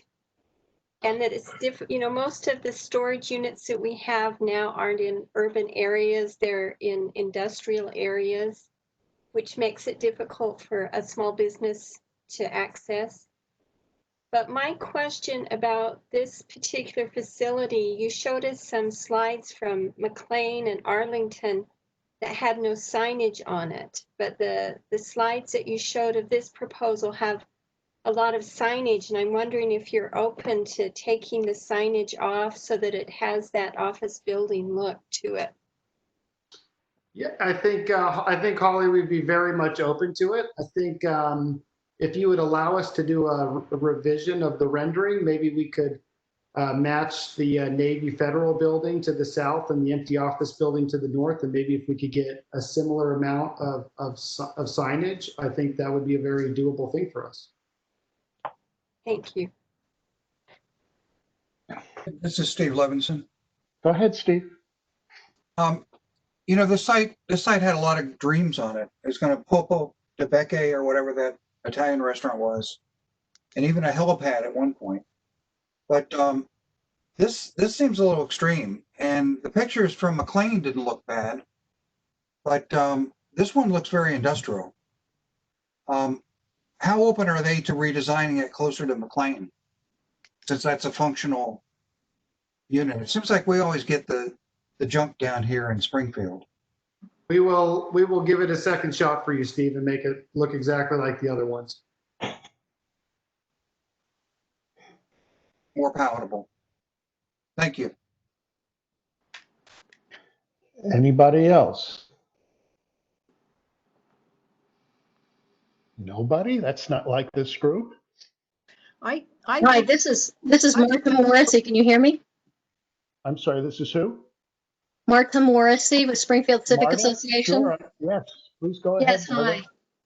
Hi, yeah, I'm with Springfield Civic Association, which sits directly north and northwest of this site. And the main point I want to stress is that this property is not just within the boundaries of the CBC, it's within the boundaries of the Springfield Commercial Revitalization District. which was established by the county as one of 7 districts to receive awareness and help to improve the vitality of this mature business area. And I would like to see this site developed with what would bring energy and vitality to the surrounding businesses and residences. We do not believe a storage unit business would meet the expectations of a business to bring into a designated revitalization district. It promises a minimum number of jobs and foot traffic, which does not add life to our central business area or complement the surrounding businesses. Not only would it not meet the expectations for revitalization plans, it would advertise itself on the face of our visual gateway of our revitalization area, as it's a place for people to store their stuff. And what we're looking for is for people to come to work and dine and recreate and live in our town. And these are the elements that revitalize an area. Storage unit, business belongs more in an industrial park area, we believe, not in our designated revitalization area. And we feel, as our civic association, we need to preserve the aspirations set for this site and not include an allowance of a storage business in an amendment. We'll wait for a higher usage for this site, something that has more energy and complement our other businesses there. Thank you, Marla. Ed, am I allowed to address that comment? Absolutely, go ahead. So before we pick a facility, we do extensive market research where we set up an advertising online platform, and we sell ad space online to see what the community thinks about a facility. So within about 2 weeks, we were able to spend $15,000 in media and got almost 45,000 organic impressions of customers wanting the product type.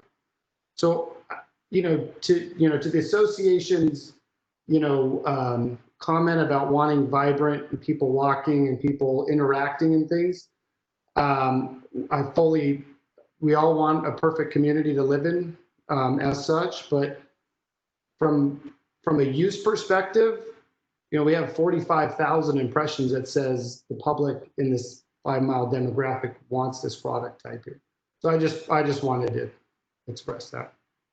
Okay, if I could comment on that.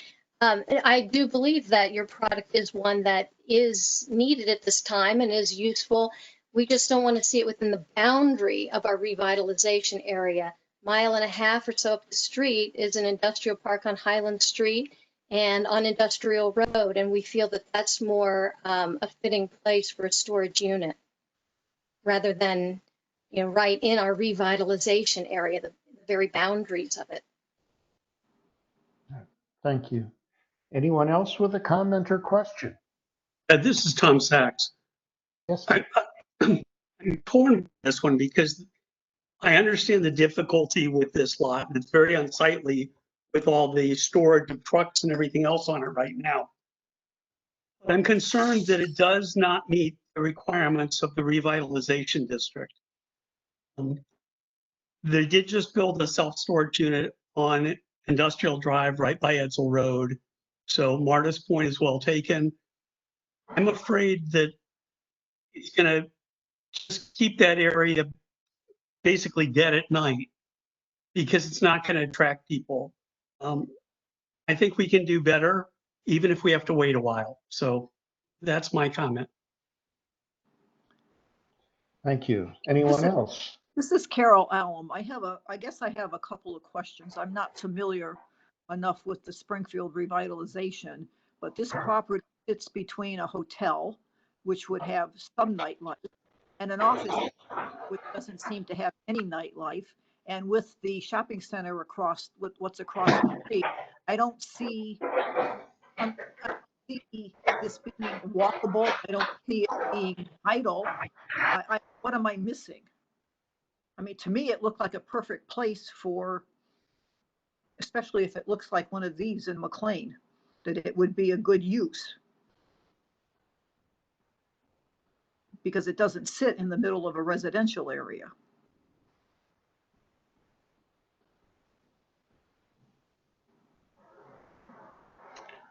I'm sorry, forgive me, but that was a question? Yes, I guess I don't understand Or, when the people from Springfield are talking about walkability, nightlife, vibrant area. We're talking about a parcel that backs up against I-95 and sits between a hotel and an office building with industrial commercial across the street. So I'm not quite sure where the vitalization come from, what you could build there that would be, bring foot traffic and vitality to that particular part of Springfield. So I don't know, maybe there's something in this revitalization plan that obviously I don't understand. Maybe that whole community, both sides of Brandon, are going to be redeveloped. I don't know. I guess I feel like I'm missing something with respect to, especially if we have something that looks more like an office building than the typical storage unit we're used to. does anybody wish to respond? I'll make one comment in that if you're familiar with the area, just immediately south, if you cross under that Commerce Street Bridge, immediately there is the Bob Evans Restaurant, and an overlay of that space of Bob Evans Restaurant with its parking is comparable to the site we're talking about. So Bob Evans has made a good run of it there. So, and that footprint is really comparable. So I think, a more comprehensive look at that area, not just that site, we may be able to do a lot better and bring some more life, bring businesses that will complement each other there. But it's been approved or planned for a restaurant for several years and nothing's ever been developed there. It's since the year 2000, for 20 years. Okay. Not just a few years, 20 years, and it hasn't happened. Okay. But 20 years ago, there was quite a plan there of 3 buildings of 20 plus stories in that area. So there was a big plan. There has been a lack, but we do have hope that there will be someone of interest who will have a more comprehensive plan of that Augusta Street that this Brandon property backed into. There's a tall needle building there, and there's property to be used. And we're hoping for, a high use of that area and in that string of properties there. That's what we would like to see. This is Tom Saxon. This was this part of the location, the Springfield Town Center, that ultimately died and ended up being over where the mall is. But there was a huge plan much more recently than 20 years ago. This whole area from the Holiday Inn over to where this is. That's correct. That plan died with the recession, Yeah, this is Steve Levinson. 11 years ago. Go ahead, Steve. Yeah. I'm sorry, Steve, did Are you you want to hearing say something? Yeah. This was not a piece of that development because I was president of C-Spark at that point. It's always been a piece of property. And the reason it's been sitting for 20 years is because it's hard to find a use for it. This is Don Tennant from North Franconia. I agree. Okay. All right. Unless anybody else feels there's anything more to discuss, I think the floor is open for a motion. And Ed, just before the vote, I just want to express that we're willing to work with the board to design it in any way that you want it designed for the community. We're very flexible on that, just before you. Thank you. And Ed, this is Graham. I know Jane Kelly was hoping to speak. She was messaging me in the chat. I was just going to play devil's advocate. If I could just play devil's advocate, I understand that they say a lot of people are working from home now and want to get the junk out of their garage and their homes. But I think also people on the other spectrum are realizing that what's important in life is doing things and going places and not the stuff. And more people are donating their stuff and getting it out of their house. So just make that comment. Okay. And I do appreciate that the building, I mean, I came here tonight absolutely going to vote no to an ugly storage unit, but so I appreciate that they are working at trying to make it look like an office building. Very good. Does Anyone wish to make a motion? Ed, can I make one more comment before you make a motion? This is Jonna. Go ahead, Jonna. I just want to say, Lynn knows where I'm coming from our other case. If you're going to go with storage, it really should be those high-end business, climate-controlled storage for businesses. Because if you're going to make it look like a business building, I really think we don't need any more residential storage. That's my. And I'll defer to Paul, but this is climate controlled and it is 100% climate control indoor. No. Yeah, but you're still aiming it at residential. What I'm talking about is businesses because I had to go find some, and it's hard to find the right kind of high-end storage for business records and things. So, but at any rate, that's my comment. I said that to you when we were looking at the Oakwood site. So. All right. Leah, I'd like to make a motion. Yes, Leah. I propose that we include this nomination in the plan amendment work program as proposed. Don Tennant, North Franconia, I second it. Okay. So the motion is to include in the work program. Leah, Don Tennant seconding. All right. Does anybody feel the need for any further discussion before we move to a vote? I hear no voices. Okay, we'll move to a vote. I'm sorry? Was someone saying something?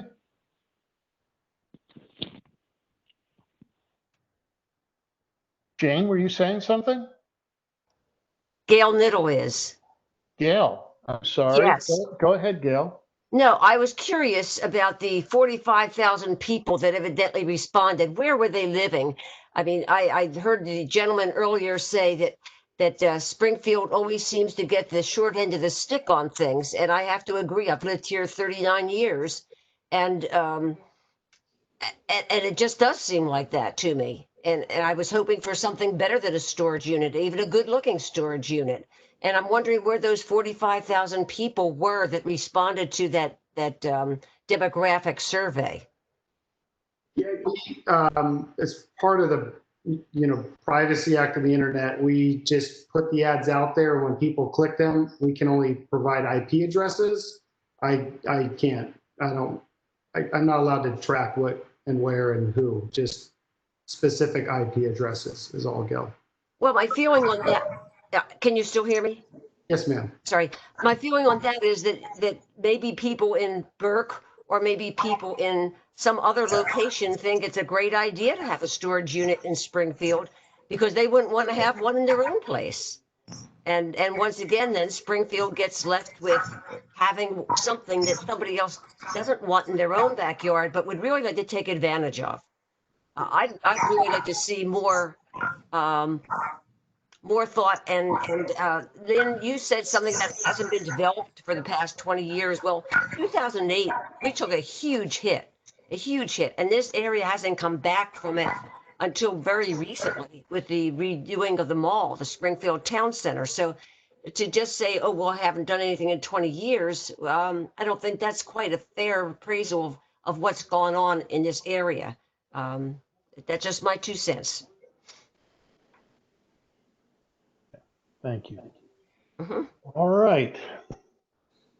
With that, let's move forward to the vote. The motion is to include this Brandon Avenue nomination in the work program. If you wish to vote in favor of the motion, please say yes. If you wish to vote against the motion, please say no. We'll move to the roll call. Robert Livingstone. Robert Livingstone. Yes. Robert Livingstone votes yes. Carol Alem. Yes.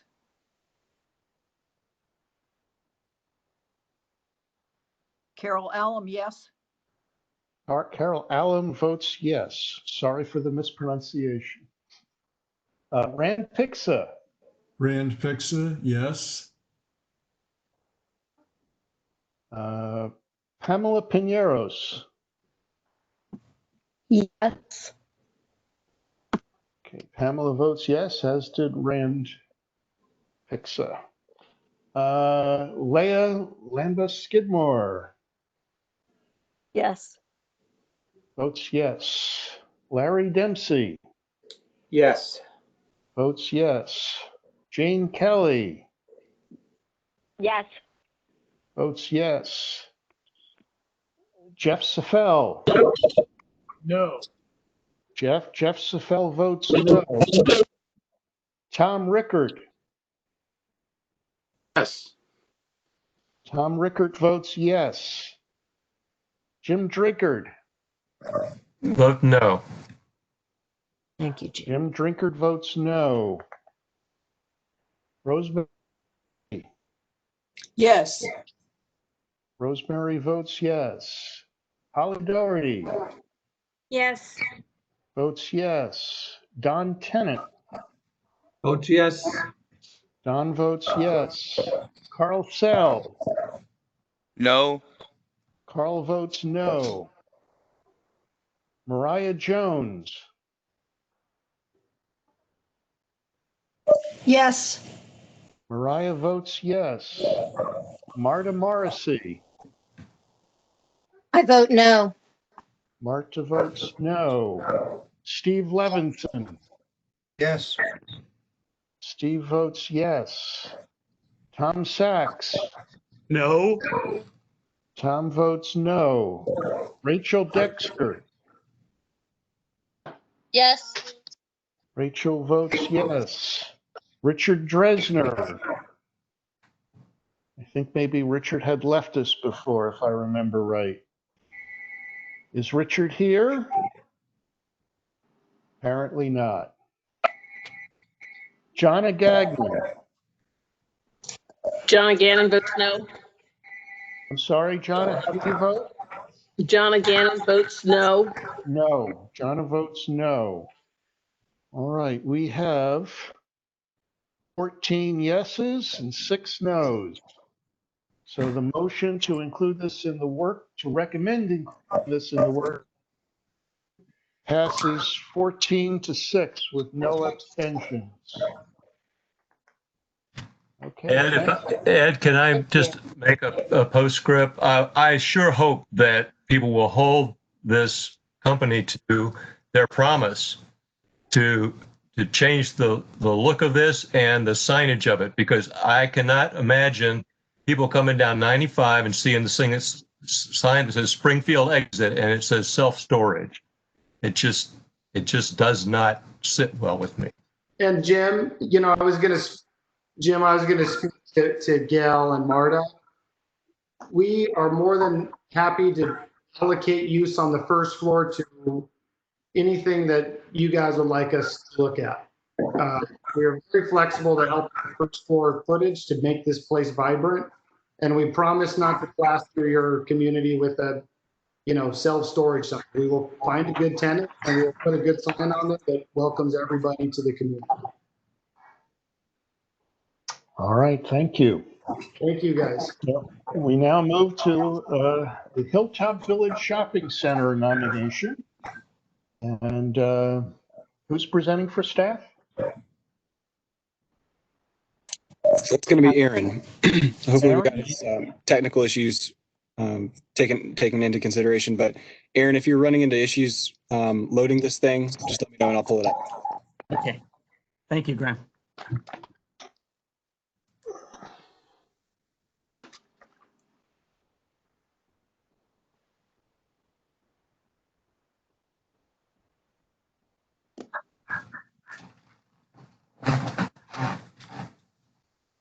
Just a reminder to everybody, we'll have the presentation and comments, but we will take no action here tonight on this nomination.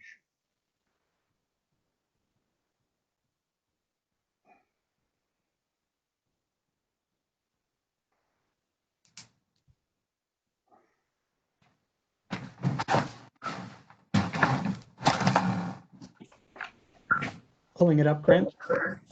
Do you want me to pull it up, Aaron? I can do that. Please, I'm sorry. Okay.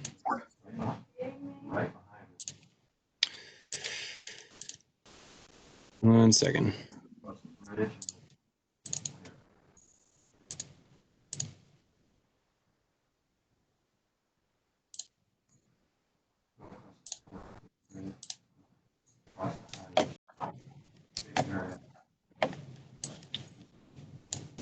Okay. Aaron, can you see it? Yes. All right, you just tell me when you want to flip, okay? All right. The subject site developed Hilltop Village Shopping Center, the northeast quadrant of the intersection of Telegraph. I'm sorry, Aaron, I'm sorry to interrupt. Could everyone please mute themselves if you're not the recognized speaker? It's too much background noise. Thank you. Go ahead, Aaron. Okay. The subject site is developed with the Hilltop Village Shopping Center at the northeast quadrant of the intersection of Telegraph Road and Beulah Street. Next slide.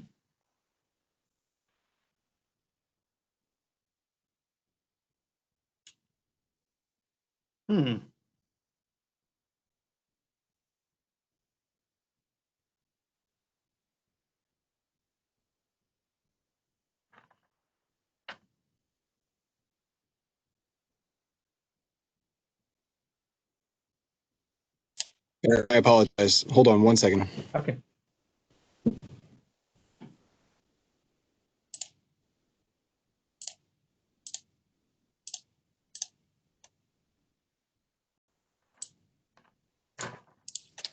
Okay. Okay. The approximately 32-acre subject site contains an anchor grocery store and other retail and service establishments. Directly to the east of the subject property is the Kingstown Fire Station. Areas to the north and further east include the former Hilltop landfill and additional recreational facilities. The Lansdowne Shopping Center is located directly to the west across Beulah Street. Areas to the north and further east include the former Hilltop landfill, planned and entitled for the Hilltop Golf Course, and additional recreational facilities. The recently developed Crest Independent Living Townhouse community is located east of the golf course. Fort Belvoir is located to the south of the subject property. Next slide. The subject site is planned for recreational uses and residential use at a density of 3 to 4 dwelling units per acre, with an option for retail and office uses up to 0.45 floor area ratio or 342,000 square feet. The retail portion of the option has been developed. The approved standalone 4-story office building and structured garage on parcels 9E and 9F, which are at the corner of Telegraph Road and Beulah Street, has not been developed. Areas to the west of the subject property are planned for residential use at 3 to 4 dwelling units per acre.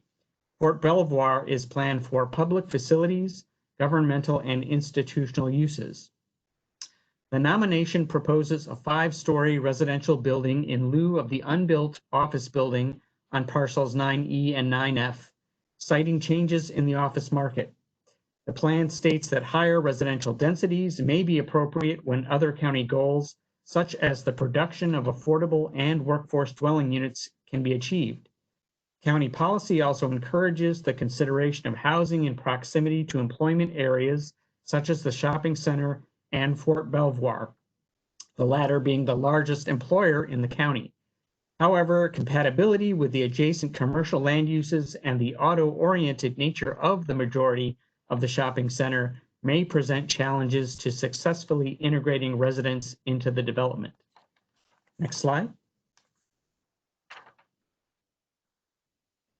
Adopted on December 8th, 2008, Plan Amendment S08-4-RH1 and concurrent rezoning application RZ 2008-MD-003 that established the current development on the site considered a mix of residential, office, and retail uses up to 0.41 FAR, similar to the nomination's proposed intensity, as one of two land use options. The other option proposed a non-residential mix up to 0.25 FAR. The analysis stated that the proposed type of retail use for a traditional shopping center with large anchor store and strip and pad style commercial development, large expanses of surface parking, little open space, and limited potential for design integration and pedestrian mobility diminished the ability to create a walkable mixed-use village center with elements that would be conducive to the inclusion of residents. Reconsidering residential uses on the site would warrant a re-examination of the overall shopping center's character and the open spaces, streets, walkways, and other elements that would contribute to a cohesive and desirable environment for future residents. Additionally, and as reflected in the adopted plan recommendation for multi-story office buildings on the site, ground floor retail uses in the proposed residential building also may contribute to better integration of the land uses.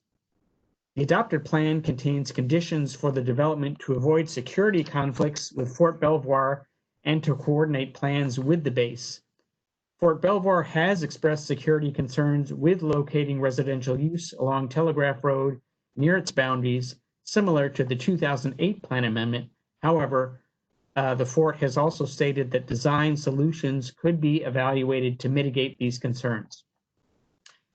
TC 19-LE-005 is recommended to be included in the Comprehensive Plan Amendment Work Program. The potential to achieve county policy objectives related to the production of affordable and workforce housing warrants consideration of the higher intensity. The review would need to evaluate any conflicts between the predominantly auto-oriented nature of the shopping center and people living on site to identify resolutions for successfully integrating residents into the commercial environment. The evaluation should also include coordination with Fort Belvoir to address any security concerns. Thank you. All right, thank you. Lynn will present for the nominator. Yes, Go ahead. thank you very much. And Graham, I wondered if you could do me the favor again of loading the presentation, please. I'm pulling it up right now. Just one Thank you so much.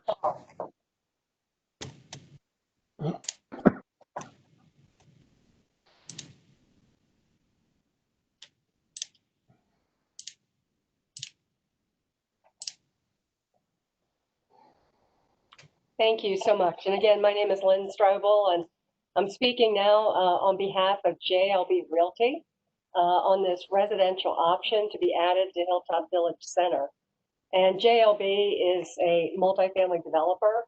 They have constructed several projects in Fairfax County, including the Hayden in Tysons. And they are very interested in taking another look at a portion of Hilltop Village Center. If we could go to the next slide. So Hilltop Village Center, and I know that most of you have been around for a while, and you know that this property has evolved many times over the years. This particular portion of Hilltop is located in the northeast quadrant of Telegraph Road and Beulah Street. It is across from Fort Belvoir. As was described by Aaron, it was part of a plan amendment process and a rezoning.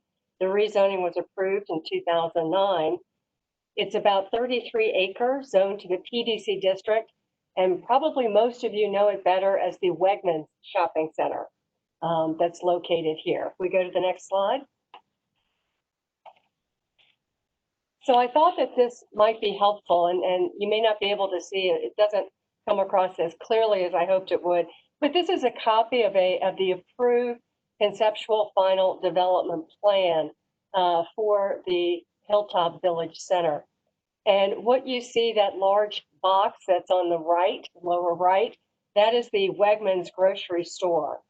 What else is located on this property is the inline retail that's there today. There are two pad sites for drive-through uses. And then there's a building on the corner that has not been built. That was approved for an office building. It was always envisioned that there would be a building to anchor this corner site. And the original vision was that it perhaps would serve individuals at Fort Belvoir. That office building was approved for 96,000 square feet. It is 4 stories. I saw some emails that referred to it as a 3-story building. It's approved for 4 stories, and it has not been constructed. And I think we all know what has happened to the office market. There's overall less demand. And I think now, given current circumstances, there probably will be less employees that are going back to a traditional office environment and probably will work from home. But this is what is approved on the site today. So the proposal you'll see on the next slide, the proposal is to be able to anchor this corner site with a residential building. And I just want to note a couple of things here. We started off with a little bit of a different configuration of the garage and the residential building, as was consistent with the approved conceptual final development plan. There was an office building with a separate freestanding garage that was next to it. Fort Belvoir had actually supported that concept because they believed that the garage would block any potential interference with Fort Belvoir from people in the office building. So we had a little bit of a different configuration. We modified that to show something very similar to what was shown with that office building. We now have the garage that's right next to it that's screening that residential building. And that was done specifically based on the feedback from Fort Belvoir. And at least it's my understanding, having spoken with the representative, that they are satisfied with this layout because it is very similar, almost exactly, to what was shown before. So if we have the next slide. The next slide just shows a layout of the first floor. It shows the garage, it shows the residential building. We are proposing 300 residential units. We think that residential at Hilltop Village Center would actually make a lot of sense because people could live here. They could walk to the Wegmans. They could walk over to some of those retail shops. We think it would really add to the synergy and the vibrancy of Hilltop Village Center to have individuals who are right there to be able to walk to those services. The garage that you see, similar to what was planned for the office building, does have 100 spaces for retail parking because there's a parking lot that's there today, and those spaces basically would be replaced into that garage. So this is a first floor layout. You can see a courtyard. You can see some amenity space that's on that first floor. And if we go to the next slide, this just is showing you the upper floors of the building as it would be built up. So one of the things that I know is always a consideration when thinking about changes in use is the impact on traffic. And we can go to the next slide. So Doug Kennedy with Pannoni has been a part of evaluating Hilltop Village Center and its traffic for many years. And Doug is actually joining us as a part of this presentation to be able to answer any specific questions. But one of the things that he took a close look at was the impact of a change to residential use on peak hour trip generation. So the peak hour trip generation is kind of the most important because that's when the most people are on the road. That's when you're going to notice impacts on traffic. And what you'll see at both the AM peak and the PM peak, there's actually a reduction from the office use to the residential use. I believe, if I'm not mistaken, that there's an increase in the overall number of trips. But for those times when the most trips are on the road, there's actually a reduction in peak hour trip generation. So we think this is an overall benefit. If we go to the next slide. Doug also took a look at all of, and again, I apologize, it's showing up a little smaller than I'd hoped, but he looked at all of the intersections from the shopping center, Hilltop Village Center, to the surrounding road network. The orange is the office and the residential is in blue. And he took a look at the trips. And what you'll see is that at most of the intersections, most of them, that it's a positive benefit with regard to having residential. However, there is an impact at Old Beulah at that corner, which I guess is not surprising. There's a difference in an increase in between the morning and the evening based on office and residential. So it's kind of flipping the uses a little bit so that you would have more AM peak hours out and more PM peak trips in at Beulah. So a little bit of a change there, but this, kind of goes through and looks at the actual impact that this would have on the surrounding road network. And Doug will remain available after the presentation if there are questions about that.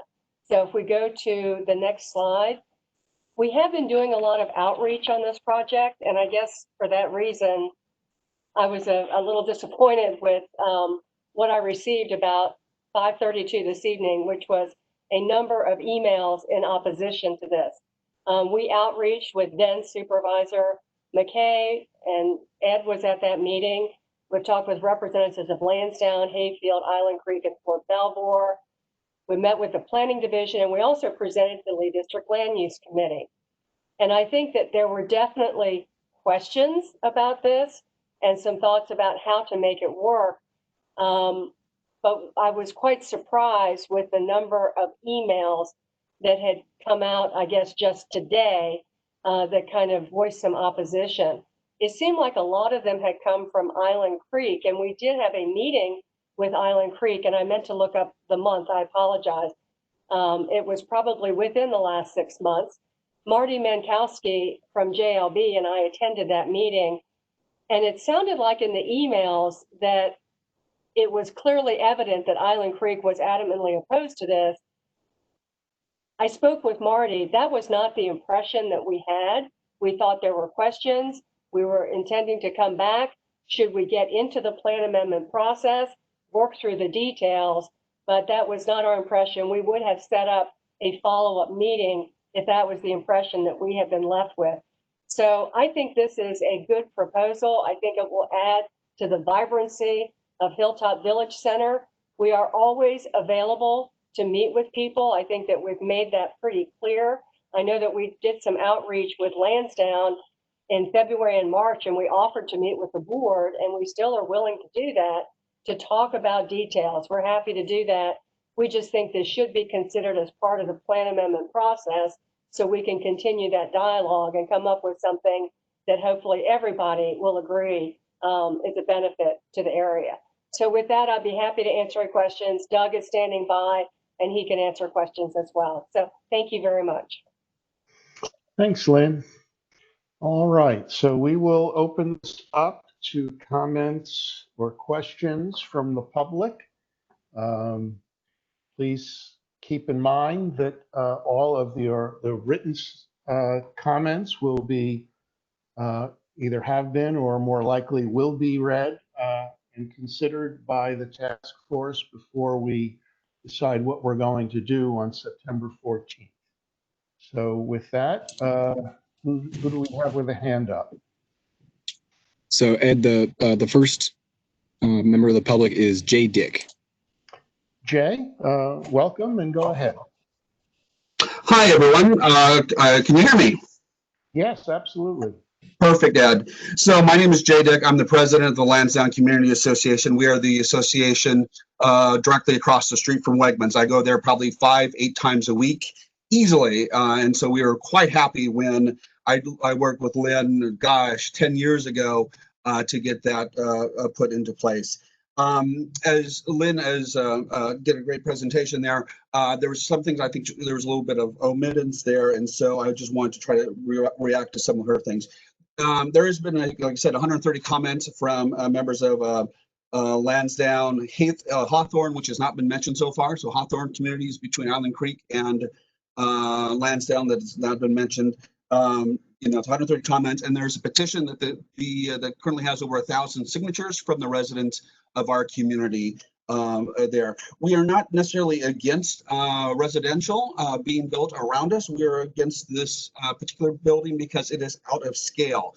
If you are standing at grade at Beulah and Telegraph, this would first off sit on a hill. and then you add 5 stories to that. There's no other more than 2-story building around us in any shape or direction. This would be completely out of space. It would be taking away a lot of parking within Hilltop. Also, one of the things that Lynn didn't mention was that let me take a half step back. I met with Lynn personally, and I know her, and I consider her a very honorable person here.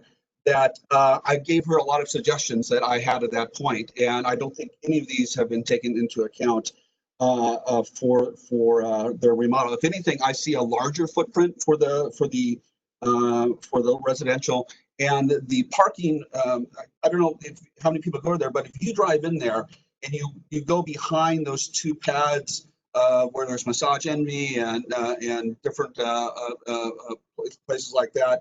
There's parking back there. That's where they're going to build that 4 or 5-story. I forget exactly how tall it is.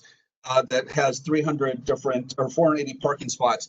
First off, if you put 300 apartments in, you're not. I can guarantee you there's going to be more than an average of 2 parking, 2 cars per apartment there. It's going to be a one-way thing going through there, and it's going to be a horrible backup. And again, there's already been one business, the dry cleaner, that's went out of business, and they told me they're going out of business because there's not enough parking there, and people don't want to carry their laundry across the street to go over there. So we've already lost some folks over there with that. So I'm very concerned about just how out of scale this is. It is now creeping around the corner. It didn't used to be there. Lynn showed the approved plan. There was a lot of green space where you would come across old Beulah. Now that's all apartments there, and so you're taking away green space there. Again, just going to the fact that it's not going into the look and feel of it. I do appreciate the county's desirability for affordable housing. I do understand that. I question how much affordable housing will be in a community area that is right next to Fort Belvoir that has a very high pay scale and a Wegmans complex. So I don't see there's going to be a whole lot of affordable housing that's going to be in those areas. There's no amenities for the community around us, or even for the rest of the Hilltop. When we talked to Lynn, I said, what about doing stuff to better build up the rest of the space there? I don't see anything along those lines that are happening. So there's not like there's resident or there's not going to be any commercial or anything on the first level there. It's all residential, and it does nothing for the surrounding communities. To walk across Beulah right now, if we're talking about making it a more walkable community, Beulah right now is not a real great place to walk across. I see people trying to do it all the time. There was actually an accident where someone died on the corner of Old Beulah and Beulah. And so if you go by there, you're going to see a cross by the PNC bank there. And so I'm very hesitant about getting people to walking across there, make it more walkable there.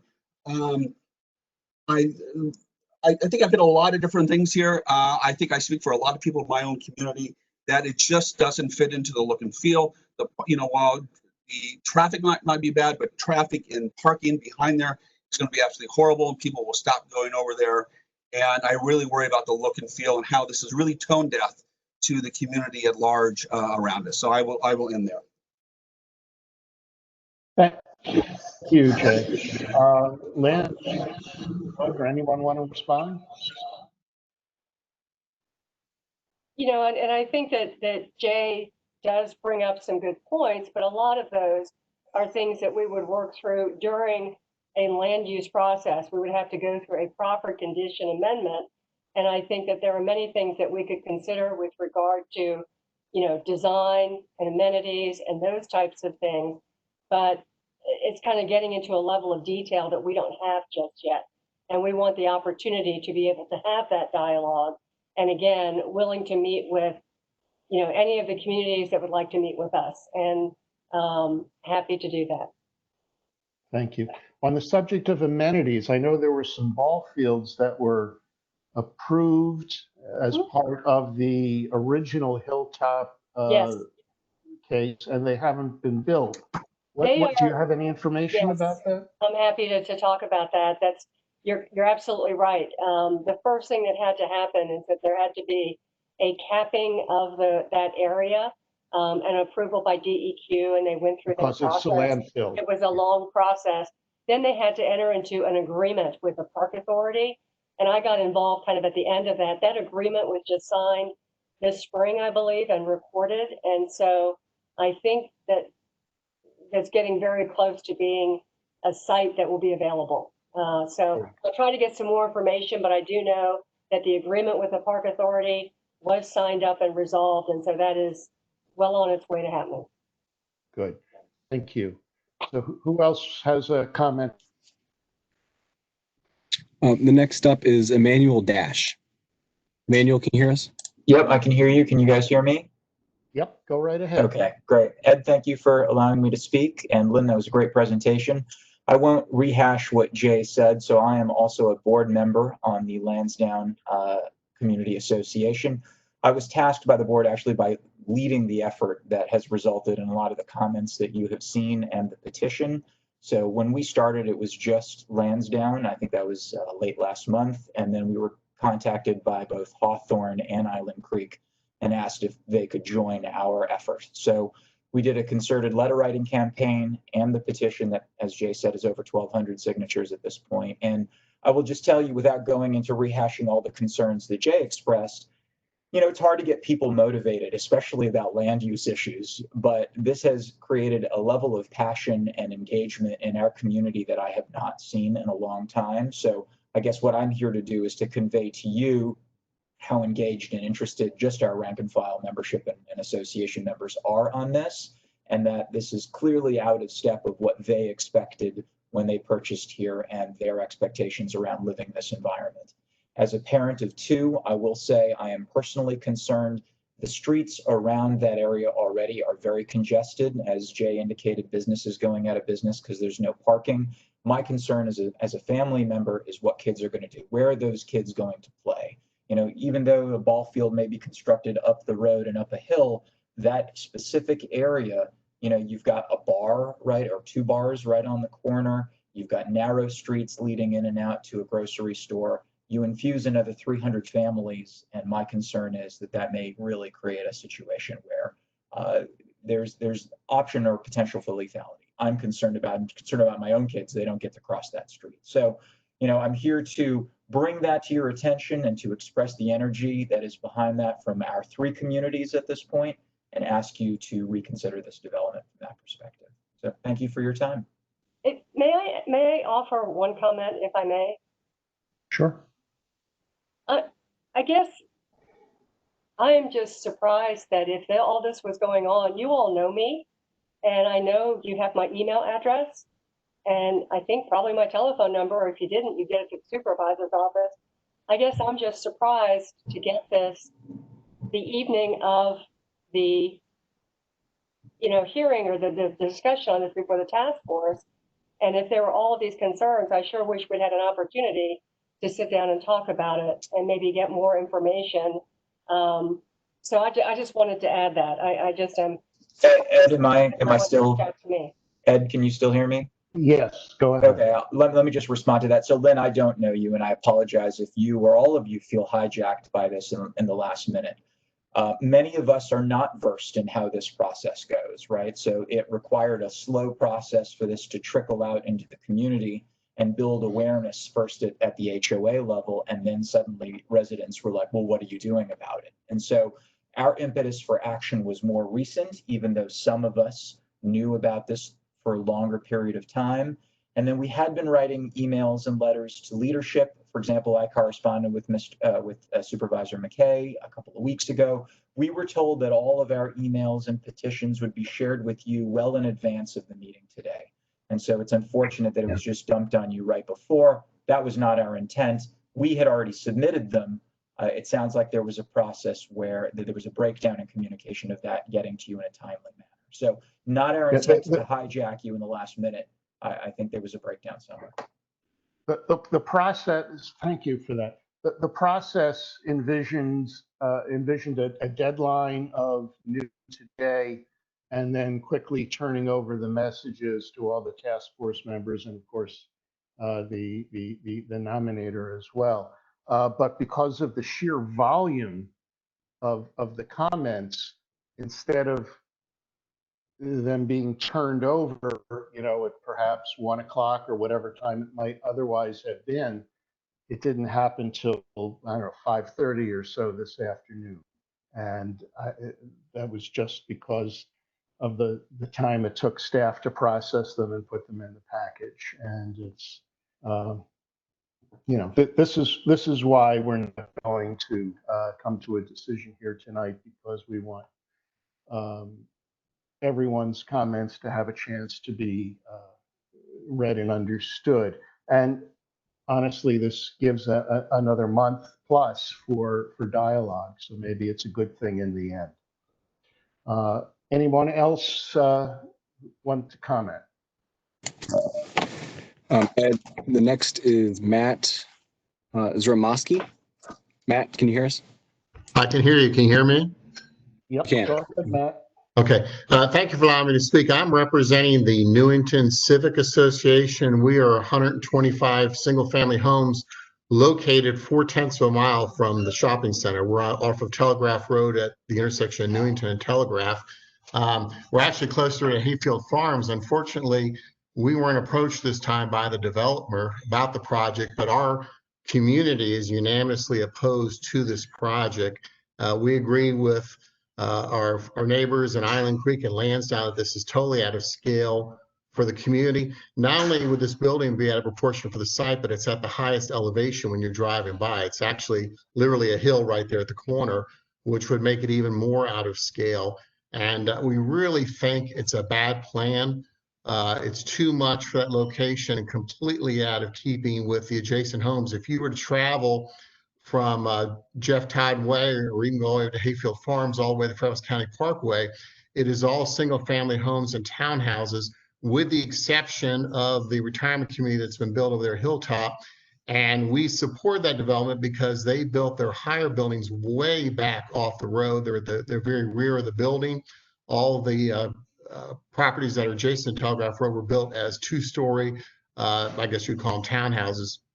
And we really feel this is out of context of the area and would take away from the suburban community feeling. So I know you're not making a decision tonight, but we strongly encourage you not to include this in the plan for next year, or for the Planning Commission. And we will participate in the next meeting in a month as well. And we'll be happy to sign petitions too. If our friends from Island Creek can get some to me, we will be glad to sign, and we can add 125 signatures to it. Okay. Thank you. I see two quick questions in the chat. These are related. How many levels in the garage, and how many parking spaces for retail versus for the apartments?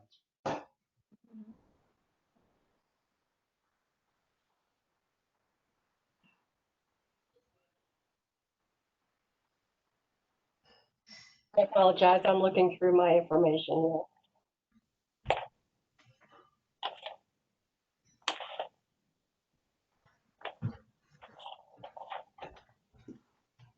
The number of parking spaces, the parking tabulation, we would have 480 parking spaces for the residential, or 1.6 per unit, which is consistent with the zoning ordinance, and 100 spaces for the retail, for a total of 580 spaces. So that's what we're And how many levels in the garage? I believe that there are 5 levels to the garage. Thank you. Graham, how many people do we have lined up who want to ask questions or make comments? So I only see one additional commenter. Okay. Now there's two. Excuse me. Okay, we can do those two. Just noting that it's not 9:30, 9:29. So let's do those two, and then we'll adjourn, and we will revisit this on September 14th. The next is Nazim Arda. Nazim, can you hear us? Yes, I can hear you. Can you guys hear me? Yes. Yes, thank you. Go ahead, Nazim. Yeah, wonderful. Good evening, everybody. My name is Nazim Arda. I'm calling from Raceway Farms community. We are adjacent to Island Creek, Hayfield, and Newbury Station.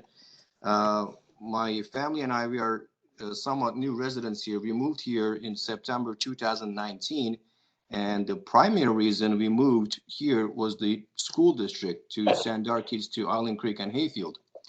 I'm actually surprised that nobody reached out to our HOA. I'm a new member of our HOA here, but we did receive the petition through other HOAs and communities and started circulating it. So there's a lot of young families here, just like mine, moved here for school districts, Island Creek and Hayfield. Now, the big concern is with this new residential structure, 300 plus units, is going to make it more challenging, potentially is going to remove us from Island Creek and Hayfield school districts. So it's just not just my family. There's a lot of families here with school age kids getting ready for send their kids to the primary school and high school in this district. That's going to be directly impacted. In addition to other concerns that was addressed that I'm not going to rehash right now, the traffic, density, and it's going to be a 5-6 story building in the very top of the elevation. So I just wanted to bring that up. We are here in the Raceway Farms community. I don't know, I haven't heard anybody even reached out to us about this development.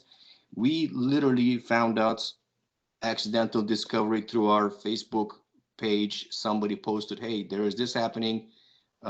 Let's take a look at it. So there is strong opposition, unified opposition in our community here. So just wanted to bring that up. And then I'm pretty sure September 14th, either myself and the rest of the HOA board members and community will be here to listen in. And then I think there's going to be, there is a strong opposition against this and it needs to be addressed. Thank you. Nazim, I think I have a theory on why your community and the other nearby community might not have been alerted to this, because those two communities are in Mount Vernon district. This project is in Lee district, and I think it might have just been an oversight because of that fact. I don't know if that's the case, but I have a strong suspicion that that's what was going on. That may be it, but as far as school districts go, we fall under Island Creek and Hayfield, so that is the primary concern, I think. Understood. I don't know if anybody from the whether Lynn or anyone wants to respond to anything that was said. I'm happy to, and I think that you're right. When we met with the Lee District supervisor at the time, with Supervisor McKay, I worked with his staff on communities to reach out to, and you know, we reached out to Lansdowne, we reached out to Island Creek, we tried to reach out to Winstead Manor, but could never get a contact there. So for those that we did not reach out to, I apologize, but we were trying to get the closest communities to this to talk to. And could I maybe just also point out one thing? When I read a lot of the comments, or I skimmed through them, I didn't have that much time, but it almost sounded like what was being discussed was a rezoning application. And I just want to make it really clear, this is just a planning process. And, you know, we would like that opportunity in that process to work with all of these communities about what exactly may, you know, be submitted in the way of an application. So I just want to make that clear, is that this is just kind of the very first step of hopefully a continued dialogue. All right, thank you. And there was one more, I think, Graham, who wanted to speak. There was. I also, before we get to that next one, I wanted to just mention to Nazim that you can send any of the staff an email, and we can get you in touch with, you know, whoever needs to be put in touch with to ensure that we have notifications sent. We also have a number of resources on our website that we can point you to. So feel free to just send me an email after this meeting, and I will make sure that your folks are notified. I sure will. Thank you. Sure. The last is Roxanne and Jason White. Go ahead, Roxanne and Jason. Hi there, you can hear us? Absolutely. Okay, awesome. Thank you so much for taking the time. We are residents of Lansdowne, and when we purchased our townhome It was right before our Wegmans was built. We knew Wegmans was going to be built and we were super excited to buy here. But we did not expect to have this giant apartment complex on the corner with the 6-level garage going in. When we purchased here, that wasn't anything like what we thought was going to go in here. And to know that there's going to be 300 units and only 480 parking spots, here in our community, we spent 4 years trying to figure out our parking situation, and it was really, really difficult. Now we all only have 1 parking spot, and it continues to be an issue. So the parking over at Hilltop will be a huge problem with a 300 unit apartment complex. And our kids go to school at Island Creek here, and if there's an apartment complex with 300 units that go in, Island Creek is an awesome school that we love, but they're already at capacity for classrooms with 25 to 27 students per class. What will that do to my kids? My son is autistic and he has special needs, and we really don't want to see a bunch more children being in classrooms, and that's taking away time for our children for their education. So we just have concerns. There's nobody in our community that I've spoken with that wants this to happen. So thank you for your time.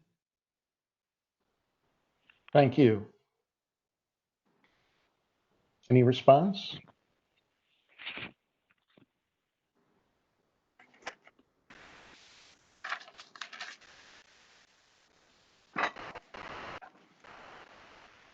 Lynn, did you want to respond? No, I mean, I think issues like school capacity, I mean, those again are issues associated with a proper condition amendment. We're actually going through a land use application process. Things like parking will be addressed. We can look at all of those details as part of an application process. So, we're just not there yet. We're trying to look at the comprehensive plan to see if we can get to that process. So. Okay. It's probably worth noting that it's not a sure thing that any children living in that apartment building, if it were to be built, would go to Island Creek either. It could be, we don't know what school they'd be districted into. Island Creek would be one of a few possibilities. I see in the chat that a couple of committee members wanted to ask a question. Lynn, if you're willing to stick with it, maybe we should get those in before we adjourn. Absolutely. Okay. I think Jeff Safel wanted to ask a question. Hey there, thanks for letting me take the question, Ed. All right. So Lynn, I just wanted to clarify something.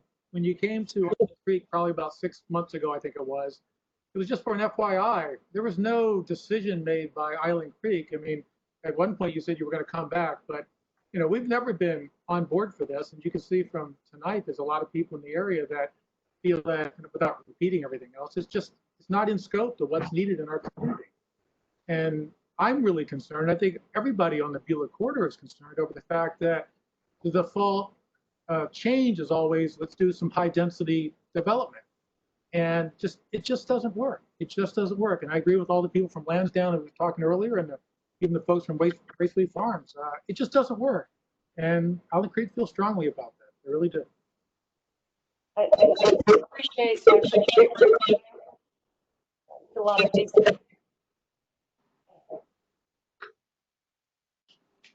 I'll try again. I appreciate where you're coming from. I think that we just agree to disagree on the appropriateness of the land use. We met with staff. I think that staff believes that, this is something that could work here. They've recommended that it be included in the planning process. So I guess I just would like the opportunity to begin that process. I see that Jane Kelly has a comment she wants to make. Jane, are you there? Oh, yes. Hi. So Lynn, I want to mention that Hawthorne sits behind Island Creek and Lansdowne. The only way in and out of our development is either going left out of our development through Island Creek to the fountain, that's Morning View, or you take a right on Morning View and you go out View onto Beulah. And so we absolutely want to be included in any further discussions. I also think, I don't know why Hayfield Farms was on your list when they sit way down there past, by the high school. I think you need Amberley, Raceway Farms, Mount Ayr, Twin Brook, Winstead Manor, the crest of Alexandria. I reached out to people by text that I had their phone numbers at Raceway Farms to try to get people going there. I called somebody at Crest of Alexandria today to get them going. I mean, it's hard because we don't have the HOA board members for all these organizations. Somebody should compile that, and so we can have each other's when there's issues like this, so we can communicate to each other more efficiently. But I'm glad that Rachel, I think Roxanne mentioned the schools. Whether it's Island Creek or it's Hayfield Farms, these schools are all at capacity, and we're going to have kids in trailers and not getting as good an education when there's 40 kids in a classroom. And there's all sorts of other issues that other people had pointed out that I'd like to go further on, but I can do it next time. Thanks. All right. I'm Thank happy to you. provide my email address. Happy to do a virtual meeting with you and your community, your board. Happy to do that. We're happy to meet with any and all. And I do know that the this is- supervisor's office tries to keep track of the officers of the homeowners associations, but it's a really, it's a hit and miss kind of business. Yeah, this is Tom Tex. I've had my hand up for a while. Okay. Lynn, I keep hearing about how much parking is going to be decreased. You know how many parking spaces are currently in the area behind the shopping center where there was not going to be a garage versus the 100 you're going to have for the retail now? I think that there are approximately, there's that parking lot where the garage will be located. Right, don't count that. Oh, don't, There- because that's there's the what we're area- well, replacing. Where don't count where the building's going to be. 'Cause that's parking Where the also. garage will be. That's Right. where the garage will be. I don't believe that there's parking where the building will be. I believe there's parking today where the parking garage will be. Okay, how many spots?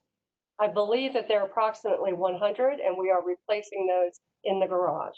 Okay, so unlike the comments, there's not going to be a decrease in available parking. Correct. The other question was, if I understand, if my memory is correct, you had a 4-story office building, and this is a 5-story apartment building. What is the difference in height? Isn't it only like 40 feet higher? The approved height I know of the office building was 90 feet, as I recall. Let me actually just confirm that.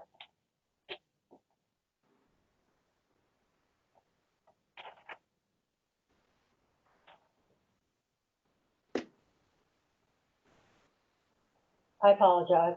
That's okay. Got my notes here. I got my presentation all.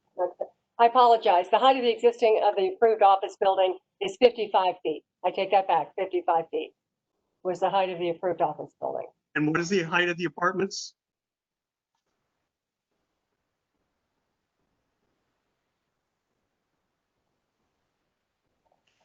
You know, I apologize. I don't have that right in front of me, but I can get back to you with that. Well, bring it for the next meeting because I don't think it's going to be that significantly different. Okay. The other thing I want to remind everybody who's paying attention, because I've been involved in a long time, Island Creek and Newington Farms were violently opposed to the Wegmans going in.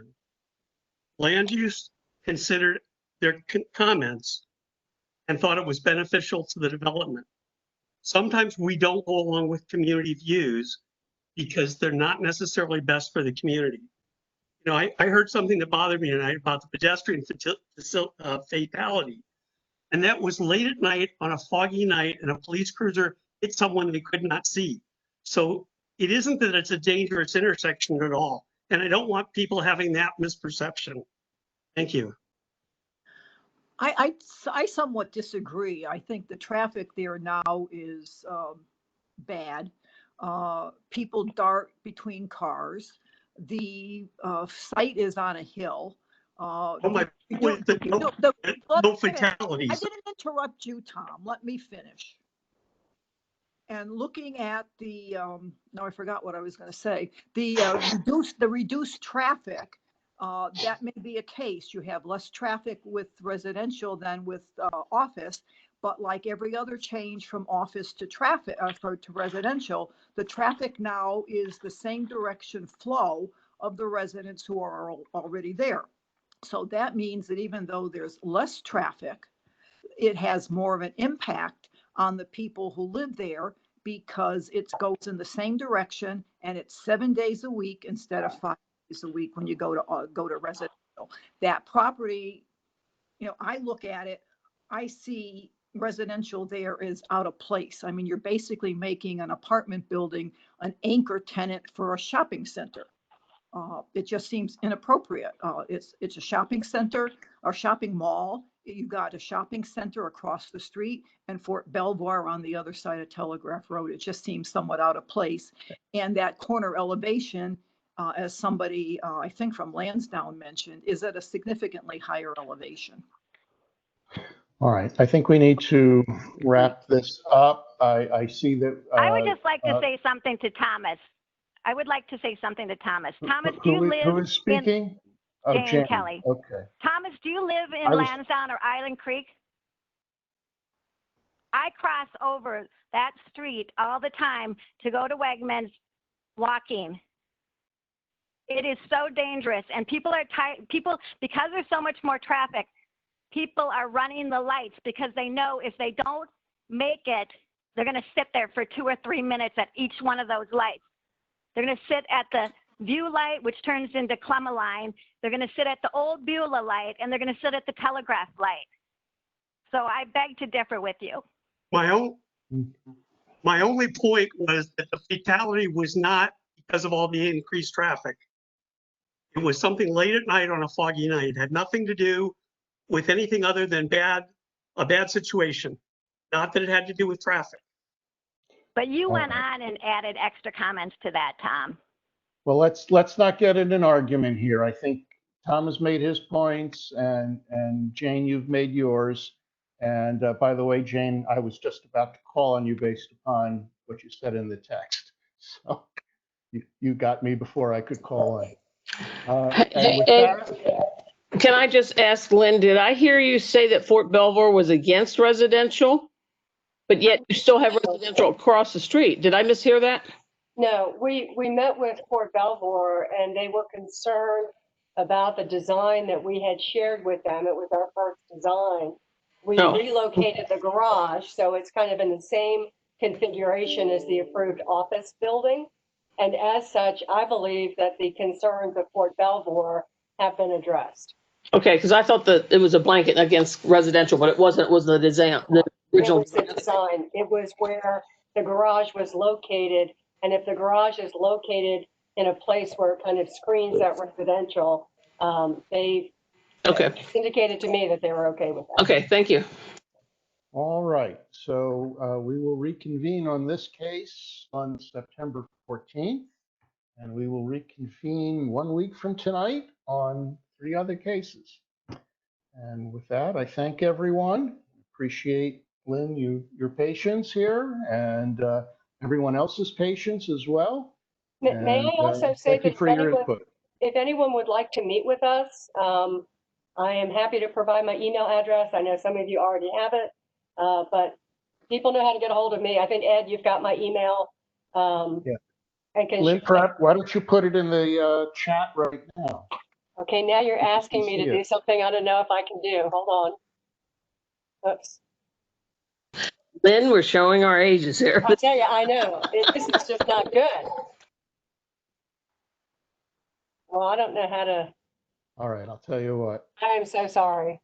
I think I'm in. Hold on. No, I'm sorry. I enter message here. I can do it. All right, here we go.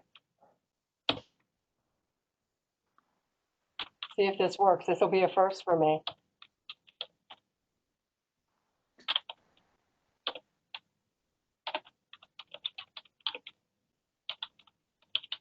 If I got that right.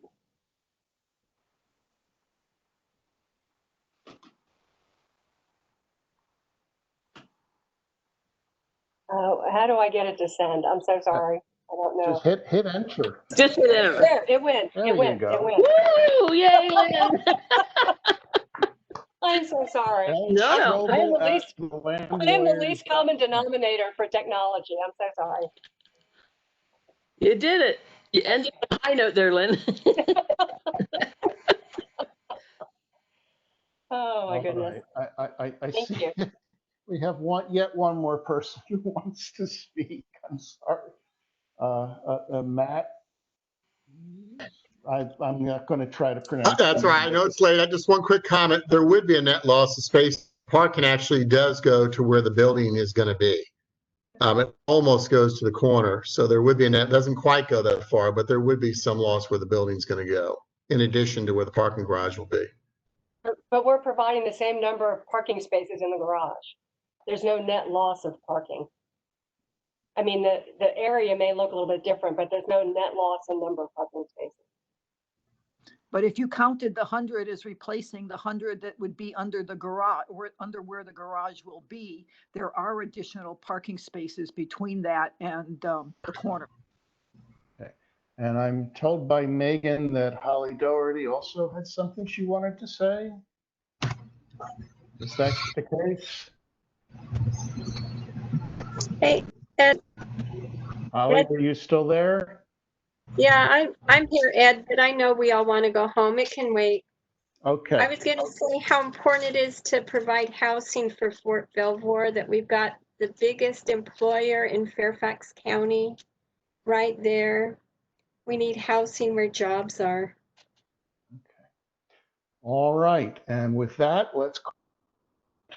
thank you, everybody, and we'll see you next week. Thank you. Thank you. Good night. Night.